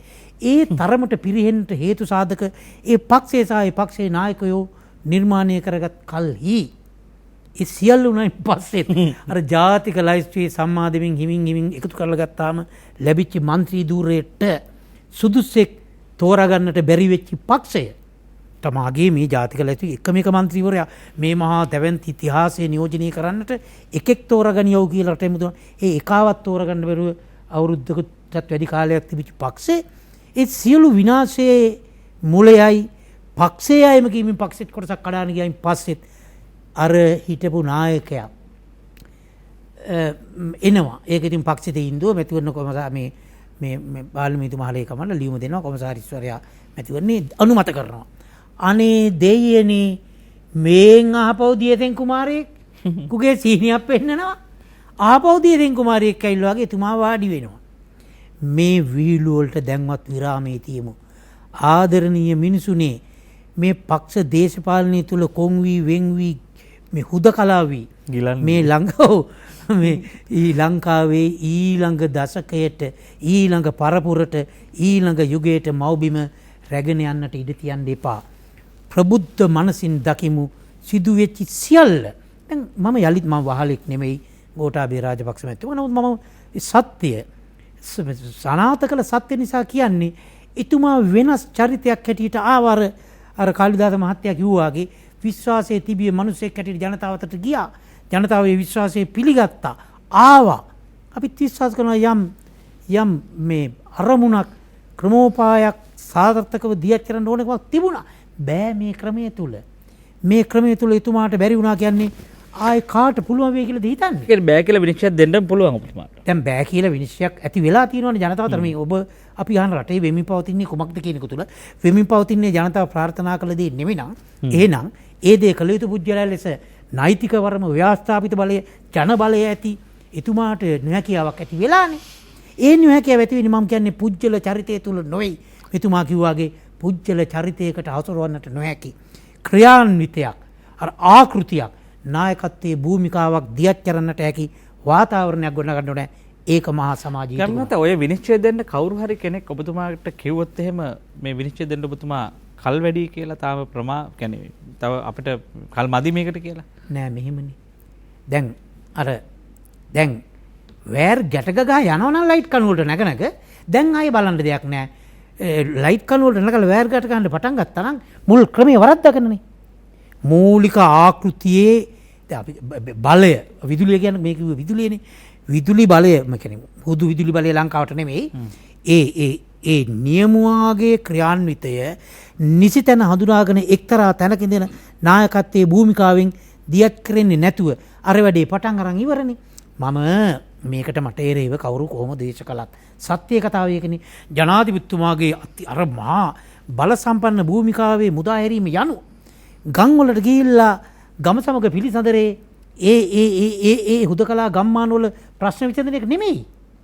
අර මෙතුමා කිව්වාගේ ලෝකේ ඊටමත් දැවැන්ත නිලධාරි සංයුතියක් එක ගමක මේ චූටි ග්‍රාම සේවා වසමකට පමණක් නිලධාරීන් කී දෙනෙක් ඉන්නවද? කාලේ අපතයන් නිසා මම නිලධාරි නම් වලින් කියන්නේ නැහැ. ග්‍රාම සේවකගෙන් පල්ලෙහාට අර කුපනිස දක්වා සමෘද්ධි නිලධාරිය දක්වා 4 දෙනෙක් ඉන්නවා. දැන් ජනාධිපතිතුමා ගම් වලට ගිහිල්ලා අධ්‍යාපන කොට්ටාස අධ්‍යාපන අධ්‍යක්ෂක වැඩේ ග්‍රාම සේවක වැඩේ උපදේශාපති වැඩේ ප්‍රාදේශීය ලේකම් වැඩේ නෙමෙයි. එතුමා එක ආකෘතියක එක දවසක 14000 ගාණක් ගම්මාන තියෙන මේ රටේ එතුමා ජනාධිපතිවරයාට මේ රටේ ජාතිකතා ජාත්‍යන්තර මහාදේ කළමනාකරන ඇති මහා නියමුවා ගම් 14000කට යන්නද? හරි ඒ කිය ගමක කමන එක ගමකට ගිහිල්ලා ඒ ආකෘතිය බලලා ඒ අඩුපාඩු බලලා එතුමා ගමේ ඉඳගෙනම විසඳුම් දෙන අතරේ එතුමාගේ ප්‍රකාශය තුල අන්තර්ගත විය යුතුව තිබුණා. අද දවසේ අපි මේ ගමට මේ දුන්නු විසඳුම් මම මාස 10ක කාලයක් දෙනවා අවුරුද්දක කාලයක් දෙනවා අමාස 12කින් පස්සේ මම ගමකට යනකොට ගමේ මේ ප්‍රශ්නේ තියෙන්න බෑ. අන්න නායකයා අන්න ස්විච් එක හොයාගත්තා. ස්විච් එක තිබිච්ච තැන් කියලා ඒ ඇනහයි කරන මිනිස්සුන්ට ගම මේ මෙතෙන්ට යන්නේ මෙතෙන්ට යන්නේ මෙතෙන්ට යන්නේ කියලා ඊළඟ සැරේ මේ ගම සියලු බල්පත් වෙන්න ඕනේ. තාම ප්‍රමාද නැහැ. මේ හොඳ විශ්ව සම්මත මතවාදයක් තියෙනවා. නායකයා කියන්නේ මහා වනාන්තරයක් මැද්දෙන් මාවතත් තනන කල්ලි කැති පොරෝ මුගුරු මේ මන්න අරගෙන මේ ඒ ගස් කපා මිනිසුත් එක්ක පාර කපන කෙනා නෙමෙයි නායකයා. මේ පාර ගලා යා යුතු මහා ඉසව්ව විනිශ්චය කරන්නට උස ගහකට නැගලා. උස ගහකට නැගලා මාවත ආරම්භ කළ යුතු තැන, වංගු ගත යුතු තැන, වංගු නෙගෙන ඍජු යා යුතු තැන ගම ඉලක්කය කරා මාවත සකසන්නට අවශ්‍ය විධිවිධානයන් දෙන උඩ ඉඳලා විධිවිධානයන් දෙනකොට ඔහුගේ සංගයෝ නිසි මාවත කපනවා. මාවත වරද්දන තැනදී මග උඩ ඉඳලා නියෝග දෙනවා. නියෝග දීලා මාවත කළමනාකරණය කරමින් දිශාව පෙන්වනවා මිස පාරට බහැලා මෙතුමා කිව්වාගේ පොරවක් කරන් ගස් කප යනවා නම් නායකයන් නොවේ. එවන් වූ නායකයෙක් නිර්මාණය කර ගත්තා අපි. ඒ තමා ගෝඨාභය රාජපක්ෂ මැතිතුමා.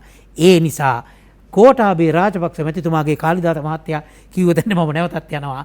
වටපිටාවේ එතුමා දෙන නියෝග පිළිපදින් නැති මේ ගහ කපපන් කියද්දී වෙනත් ගහක් කපනවා නම් මේ වංගුව කෙලින් අතට යන්න ඕන කියන වංගුව වලින් පාර යන්න යනවා නම් නායකත්වයේ භූමිකාවට අකුල් එළන පිරිසක් ලෙස එවන් වූ මිනිසුන් මෙවන් වූ ක්‍රියාවන්තයෙන් ඉවත් කිරීම සඳහා සමාජයේ නව ප්‍රබුද්ධකරණයකට ලක් වී විශ්ලේෂණාත්මක විනිශ්චයක් දෙන්න ඕනේ. අන්න ඔබ කිව්ව විනිසුරුවා සමාජයමයි. ඔබට සමාජයේ විනිශ්චය කරන්නට අලුත් ඇසක් අවශ්‍යයි තමයි මේ දැන් වුවමනා දේශපාලන ඇස. වසන්ත බණ්ඩාර මහත්මයා දැන් මේ අපිට හැමදාම මේ සාකච්ඡාවේ කෙලවර අපිට කියන්න තියෙන්නේ මේ අපිට ඔබතුමා කියපු කාරණෙන් තාමත් ප්‍රමාද නැහැ කියලා කියන්නත් පුළුවන් ආණ්ඩුව මා නිවැරදි. තව ඕනනම් දැන් හැරෙන්න පුළුවන්. වසන්ත බණ්ඩාර මහත්මයා දැන් මේ මෙතනින් පසු අපි සිදුවන්නේ කුමක්ද කියලා කතා කරා. සිදු විය යුත්තේ කුමක්ද ඇත්තටම? මෙතුමා කියපු එක මම පිළිගන්නවා. තාමත් හැකියාව අවස්ථාව තියෙනවා මේක හරවන්න. ජනාධිපතිතුමාටත් ඒ විභවය තියෙනවා කියලා අපි විශ්වාස කරනවා අවංකවම. එතුමා පුද්ගල චරිතයක් ලෙස බොහොම අඩු සම්පත් ප්‍රමාණයක් පාවිච්චි කරමින් ජනාධිපතිවරයා ලෙසත් යම් ආදර්ශයක් දීලා තියෙනවා. ඒ යහපත් දේ අපි අගය කරන්න ඕනේ. ඒක විශිෂ්ටයි. ඒක විශිෂ්ට ආදර්ශයක්. එතකොට ඒක ශක්තියක් එතුමාට. ඒ සදාචාර බලය පාවිච්චි කරලා මේ යම් තීන්දුව තීරණ ප්‍රමාණයක් ගන්න තියෙනවා. ඒක වනවන ඉන්න නැතුව ඒක ගන්න ඕන. ස්විච් ටික හොයා ගන්න ඕනේ. දන්න ස්විච් ටික දාන්න ඕන. මේ කණු වලට නැගලා ස්විච් දාන්න කාලේ නාස්ති කරන වැඩේ කර ගියොත් මේක අපිට මේ එතුමාගේ මේ ඉදිරි අවුරුදු 3ක කාලය ඇතුළත මේක අවසන් කරන්න බැරි වෙනවා. ඉතින් විශේෂයෙන්ම මේක ඇතුළේ තියෙන මේ බොරු අලවල් කපන අවුරුදු 30 ගාණක් මේකේ මොනම වෙනසක්වත් නොකරපු පාලකයෝ 3-4 දෙනෙක් ගාව හිටපු මේසන් බාස්ලත් එක්ක මේක කරන්න බෑ කියලා තේරුම් ගන්න ඕනේ. අර මා කලින් දවසක් කියලා තියෙනවා මේ පාලකයා කියන්නේ වාස්තු විද්‍යාඥයා. මෙතුමා කියපු පාර පෙන්වන ඩිසයින් එක කරන කෙනා. මේසන් බාසුන්නේ නෙමෙයි. මේසන් බාසුන්නේ ආකිටෙක්ට් වුණොත් එහෙම ඒ හදන ගොඩනැගිල්ලට සිදුවෙන දේ අපිට හිතා ගන්න පුළුවන්. මේසන් බාසුන් හැබැයි ආකිටෙක්ට් ඕන දක්ෂ මේසන් බාස් කෙනෙකුත් ඕන. එතකොට මේ දක්ෂ නිලධාරීන් ඕන. හැබැයි මේ නිලධාරීන්ගෙන් ඒ වැඩේ දේශපාලන දැක්මක් සහිතව සැලසුම දීලා ඒ වැඩේ ගන්න නැතුව ඔහු ලවා වෙනත් භූමිකාවක් ඉටු කරගන්න ගියොත් ඔහු පාලකයා බවට ඔහු නිල නොවන ජනාධිපති බවට පත් කරලා තමා අත්වැඩ දෙන්න හරි තමා මේසන් වැඩේ කරන්න ගියොත් මේ වැඩේ කරන්න බැරි වෙනවා. ඒ නිසා ඒ දැනට යමින් තිබෙන යම් නිලධාරීන් බලවත් නිලධාරීන් නිල නොවන ජනාධිපතිවරයා ලෙස කටයුතු කරමින් ඒ ඉන්න තත්ත්වය වෙනස් වෙන්න ඕන. මහජන අපේක්ෂාවලට මහජන වගවීම නැති පුද්ගල චරිතවලට මහා උපාය මාර්ගික දේශපාලන තීන්දුව ගන්න ඉඩ දෙන එකෙත් ප්‍රශ්නයක් තියෙනවා. ඒක විසඳ ගන්න ඕන. ඒක විසඳ ගන්න නැතුව ලේසි නෑ මේ ප්‍රශ්නේ විසඳන්න. අනිත් කාරණේ තමයි ගමගේ මැතිතුමා මහජන විශ්වාසය. මහජන විශ්වාසය දැන් යම් පමණකට පළු දෙලා තියෙනවා. මේ ආණ්ඩුව එකෙන් අදහස් වෙන්නේ නැහැ විපක්ෂයේ කෙරෙහි විශ්වාසය ඇති වෙලා කියලා. ඒ විශ්වාසය නැවත දිනාගත යුතුයි. මහජන විශ්වාසයේ ආදරේ නැතුව ආණ්ඩුවකට ගමනක් ඉස්සරහට යන්න බෑ. ඉතින් ඒ නිසා පළමුවෙන්ම දැන් මේ වාහනේ හරවනවා කියලා ඒකට තියෙන මානසික සූදානම්කම, ඒකට තියෙන දැනුම උමනාව අපිට පේන්නේ ඒ මග සලකුණු තේරුම් ගත්තා දැන් හරවන්න ඕන කියලා, මේක තමයි හන්දිය කියලා තේරුම් ගත්තා කියලා අපිට පේන්නේ යම් තීරණාත්මක තීන්දුව ගත්තම. පළවෙනි දේ තමයි මාර කලින් කියපු අර භික්ෂුන් වහන්සේ නමක් මට කලින් කිව්වා කියලා මං කිව්වේ, මේ දුෂ්කර අවස්ථාවේදී දෙබර වලට ගල් ගහන්න ලෑස්ති වෙන්න එපා. එක එක මේ කුමන්ත්‍රණකාරයන්ගේ ලනු කාලා. මේ අධිකරණ අමාත්‍යාංශය දැන් අද අටවගෙන තියෙනවා කමිටු 30 ගාණක්. ඒ පරමාධිපත්‍යයේ බලයේ මූල ධර්මයටත් විරුද්ධයි. ඒ ආයතනයෙන් පනත් හද මේ අනිත් අමාත්‍යංශ වලට යවනවා. හරි? ඒ කවුරු ඒව හදනවද කියලා දෙයියෝ තමයි දන්නේ. විවිධ මේ USAID වගේ ආයතනත් ඒවට සම්බන්ධයි කියලා තොරතුරු තියෙනවා. එතකොට මේ දැන් මේ මං අර කලින් කිව්වේ අර පුද්ගලික වෛද්‍ය විද්‍යාල මේව කරන්න පනතක් මේ වෙලාවේ ගේනවා. ඒක ඕන වැඩක් නෙමෙයි. ඒ අනවශ්‍ය දේවල්. ඒ කියන්නේ මේ බස් එක ප්‍රපාතයට යන වෙලාවක තව මත්පැන් පානය කරලා යනවා හරි, එහෙම නැත්නම් සින්දුවක් දාගෙන බයිලා අහා යනවා වගේ එහෙම වැඩ මේවා. හරි? එහෙම නැත්නම් දෙපැත්තේ පාරේ මේ ගෑනු ළමයි දිහා බල බස් එකේ ලෝනවා වගේ වැඩ. මම මේ සරල උදාහරණයකින් කියන්නේ. මේ අවධානය එක එක පැතිවලට ගිහිල්ලා මේක අවුල් කරගත්තොත් යන්න බෑ ඉස්සරහට. මේ බස් එක කියන එක මේ අපි මහජනයාත් ඒක ඇතුලේ තමයි ඉන්නේ. මේක ප්‍රපාතයට ගියාම ආයේ ගොඩ එන්න ලේසි වෙන්නේ නැහැ. ඒතර ආර්ථිකයේ ප්‍රශ්නයක් තියෙනවා, විදේශ විනිමයේ ප්‍රශ්නයක් තියෙනවා. ඉතින් ඒ නිසා දැන් නිර්භයව මිනිසුත් එක්ක කතා කරන්න ඕන. අපි දේශීය ආර්ථිකය ශක්තිමත් කරගමු, ආනයන අඩු කරගමු. අපි රජයේ පැත්තේ මෙන්න මේ දේවල් ටික පරිත්‍යාග කරනවා, ඔබතුමාලා මේ දේ කරන්න. අපි අවංකව මෙන්න මේ ටාගට් එක දෙනවා, මෙන්න මේ අවුරුදු 3 යනකොට අපි මේ දේවල් ටික කරනවා. ගොවියා ශක්තිමත් කරලා, නිෂ්පාදන පද්ධති ශක්තිමත් කරලා කොහොමද ඒක කරන්නේ? ඒ ගැන සංවාදය ඕන. මේ දුෂ්ටව අල්ලස් දූෂණ කොමිසම මේ මහා බැංකු වංචාව අපි මේ නීතිය වෙනස් කරලා, ඒකට වැඩි දවසක් යන්නේ නැහැ. ඒක සති දෙක තුනෙන් කරලා පෙන්වන්න පුළුවන්. නීතිය සංශෝධනය කරා මේ ක්‍රියාවලිය අරන් ගියා. දැන් මේ බසිල් රාජපක්ෂ මහත්මයාගේ ආගමනයත් එක්ක මහජනයා තුල ආයි අවුලක් මනසේ හැදෙනවා. ආයිත් මේ ඉස්ලාම් අන්තවාදී බලවේග බලවත් වෙයිද? දැන් මේ වෙනකොටත් යම් ප්‍රශ්නයක් තියෙනවා. දැන් මේ කඩු ගෙන ආපුවා පිළිබඳව හෙව්වේ නැත්තේ ඇයි? මේ ප්‍රශ්නේ විසඳුවාද? ඔව්. එතකොට ඒ වගේ මේ සමහර අය තාමත් නීතිමය ක්‍රියාවලිය හිමින් සිද්ධ වෙන්නේ ඇයි? අපි පිළිගන්නවා මේ ආණ්ඩුව මේ ඉස්ලාම් අන්තවාදීන්ටවත් බෙදුම්වාදීන්ටවත් යටත් උනේ නැහැ කියලා. මේ ආපු ගමන ඇතුලේ මේ අවුරුදු කීපය තුල අපි දැකපු දේ. ඓතිහාසික විනිශ්චය. එහෙම විනිශ්චයක් අපිට තියෙනවා. හැබැයි නමුත් මේවා වෙනස් කරන්න. ඊළඟ මැතිවරණයේදී මේ අන්තවාදීන්ගේ ඡන්ද ටික ගන්න ඕනේ, එනම් මොවුන් හොරතල් කරන්න ඕනේ කියන තීන්දුව. ඒක නොකළ යුතුම දේ. ඒ දේ කළොත් මේ තියෙන මහජන විශ්වාසය තවත් බරපතල ලෙස කඩා වැටෙනවා. ඒතර මේ රට කන්න දෙක තුනකින් ගොඩ දාන්න පුළුවන් රටක් ගමගේමතුමා. මේ රට ආශිර්වාදලත් රටක්. මේ රටේ කෘෂිකර්මාන්තය, මේ රටේ ජාතික නිෂ්පාදන පද්ධතිය ගොඩ දාන්න පුළුවන්. මේ රටේ දක්ෂ ව්‍යාපාරිකයෝ ඉන්නවා. මේ මිනිසුත් එක්ක කතා කරලා මේ රටේ සම්පත් තියෙනවා. මේ රටේ මේ විදේශ විනිමය හිඟා ගන්න අවශ්‍ය නැහැ. මේ රටේ එක කර්මාන්ත ශාලාවක් ගමගේමතුමා අපි මිනිරම් පිටරට යවන්නේ කළු ගල් යවනවා වගේ. මෙට්‍රික් ටන් එකක් ඩොලර් 250යි. හැබැයි ඒවා ග්‍රැෆීන් කියන නිෂ්පාදනය හදලා අපි පිටරට පටවනවා නම් 2000 ගුණයක් විතර වගේ වැඩි ආදායමක් ලැබෙනවා. වටිනාකම් එකතු වෙනවා. ඩොලර් මිලියන 100ක් 200ක් වේදම් කරන ෆැක්ටරි එකකින් පුළුවන් වෙනවා අවුරුදු 4-5ක් ගියාම ඩොලර් මිලියන 5000ක් හොයන්න. ඒක සංචාර කර්මාන්තයෙන් හොයන මුදලට වඩා දෙගුණයක්. හරි. ඒතර අපි එහෙම විසඳුම් නෙවෙයි මේ හොයන්නේ. මේ යන විදියට එක එක වෙට්ටු දමමින් මේ අගාධයට යන පාරේ එක එක දක්ෂකම් වලින් මේක බේරගෙන වෙට්ටු දමමින් ගල් වලින් පන්නගෙන යන්න පුළුවන් වෙන්න පුළුවන්. ටික දුරක්. හැබැයි දැන් මේක යන්නේ ප්‍රපාතයට මනං මහජනයාට වාක්‍යයක් තියෙනවා, රෝඩ් බ්ලොක් එකක් දාලා මේක නවත්තලා මේගොල්ලෝ බස්සලා ආපසු පයින් ගිහිල්ලා හරි පාර බලාගෙන ඇවිල්ලා හරි මේක රිවර්ස් එකේ අරන් ගිහිල්ලා හරි පාරට දාගන්න එක. එහෙම දාගත්තේ නැත්නම් මේ ආර්ථික අර්බුදය ඉතා පැහැදිලි මේ යන ගමනත් එක්ක මේ කරන දේවල් වලින් ගොඩ යන්න බෑ. මේ පොඩි සිල්ලර වැඩ කරලා ගොඩ යන්න බෑ. මහා වෙනසක් අවශ්‍යයි. මහා වෙනස මහජනයාට හොරෙන් කරන්න බෑ. ඒ සාකච්ඡාව ගේන්න ඕන මේ බිමට.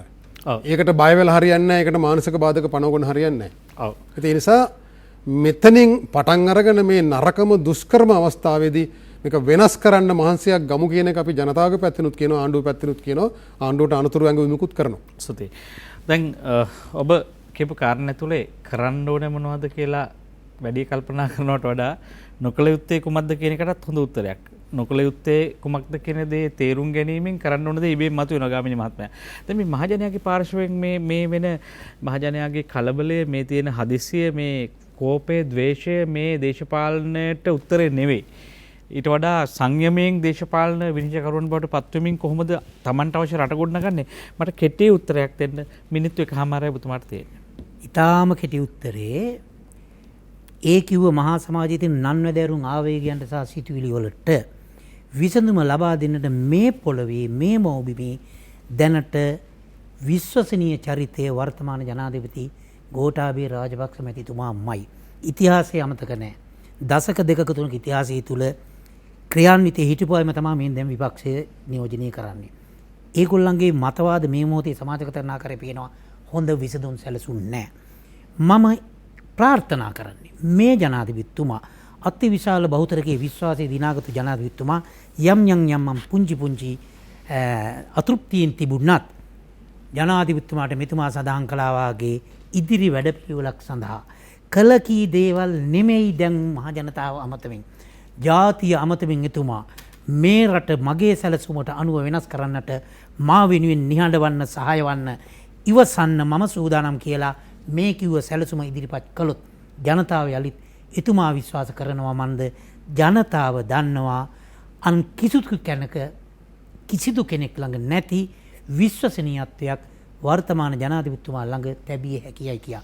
ඒ නිසා මම හිතන්නේ ආපසරයක් අපි ආරාධනා කළ යුත්තේ ජනාධිපතිතුමාටමයි නිවැරදි සැලැස්මකින් මව්බිම අමතා ජනතාව සමග එක් වී රටට හෙටට නිවැරදි විසඳුමක් සඳහා එන්න.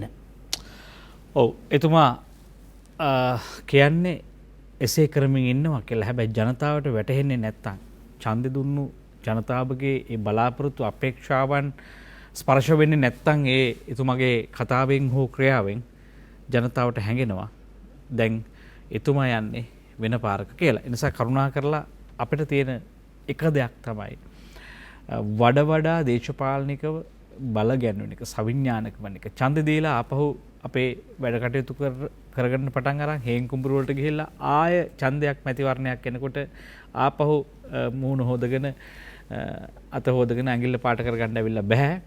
ඉදිරි දශකයේ දේශපාලනයේ තීරණාත්මකයි ශ්‍රී ලංකාවේ. ඒ නිසා මේ තියෙන ජාතික සහ ජාත්‍යන්තර තත්ත්වයන් නිර්මාණය වෙනවා දවසින් දවස. ඒවා ඇතැම් කාරණා රටට බරපතල විදිහට අහිත කරවීමට ඉඩ තියෙනවා. ඒ කොවිඩ් වසංගතය වගේ නෙවෙයි. වසංගතයකින් බැට කනවා. තාම ඉවර නැහැ. තාම එන්නත් කරන ඉවරත් නැහැ. දරුවන්ට අධ්‍යාපනය තාම නැහැ. ඒ නිසා මේ රට පිළිබඳව තව වසර 5කදී කොතෙන්ටද ගෙනියන්නේ කියන අනාගත දේශපාලන දැක්ම සකස් කිරීම කළ යුත්තේ කළ හැක්කේ පිටස්තරින් එන පුද්ගලයෙකුට නොවේ ඔබට මට සංවිධානාත්මක දේශපාලන ප්‍රවේශයකට අවතීර්ණ වීමෙන් බව මතක් කරමින් අපි පොඩි අනුපානයක් සැපයුවත් දවස රටට සිදුවීම් පවතින්නේ කුමක්ද? පක්ෂ විපක්ෂ වාමාංශික පක්ෂ වෙනත් කණ්ඩායම්වල දේශපාලන ක්‍රියාකාරීත්වය ඔබ හොඳින් විනිශ්චය කරන්න. පරිස්සමෙන් ඉන්න. ස්තුතියි. අද මේ මාතෘකාව ඔස්සේ කරුණු දක්වන්නට මැදිරියට පැමිණි වෛද්‍ය වසන්ත බණ්ඩාර මහත්මයා එත් එකම ගාමිණී විජේවර්ධන මහතා, ප්‍රවීණ මාධ්‍යවේදිකතුමන්, නීතිඥ ගාමිණී විජේවර්ධන මහත්මයා අපි ආයේ මුණ ගැහෙමු. හිතුතුනේ අපි කැමති ඔබෙන් සමගන්න දහසක් බලාපොරොත්තු. රට වෙනස් වුණාට අපේ බලාපොරොත්තු මිය දෙන්නේ නැති වේවි. අලුත් බලාපොරොත්තුත් එක්ක හෙට දවස ගත කරන්න පරිස්සමින් ඉන්න. තාම වසංගතය අපි ළඟ ඉන්නවා. අපි ගිහිල්ලා නම් ඔබට ජයග්‍රහයි හෙට දවසක් සුබ අනාගතයක්.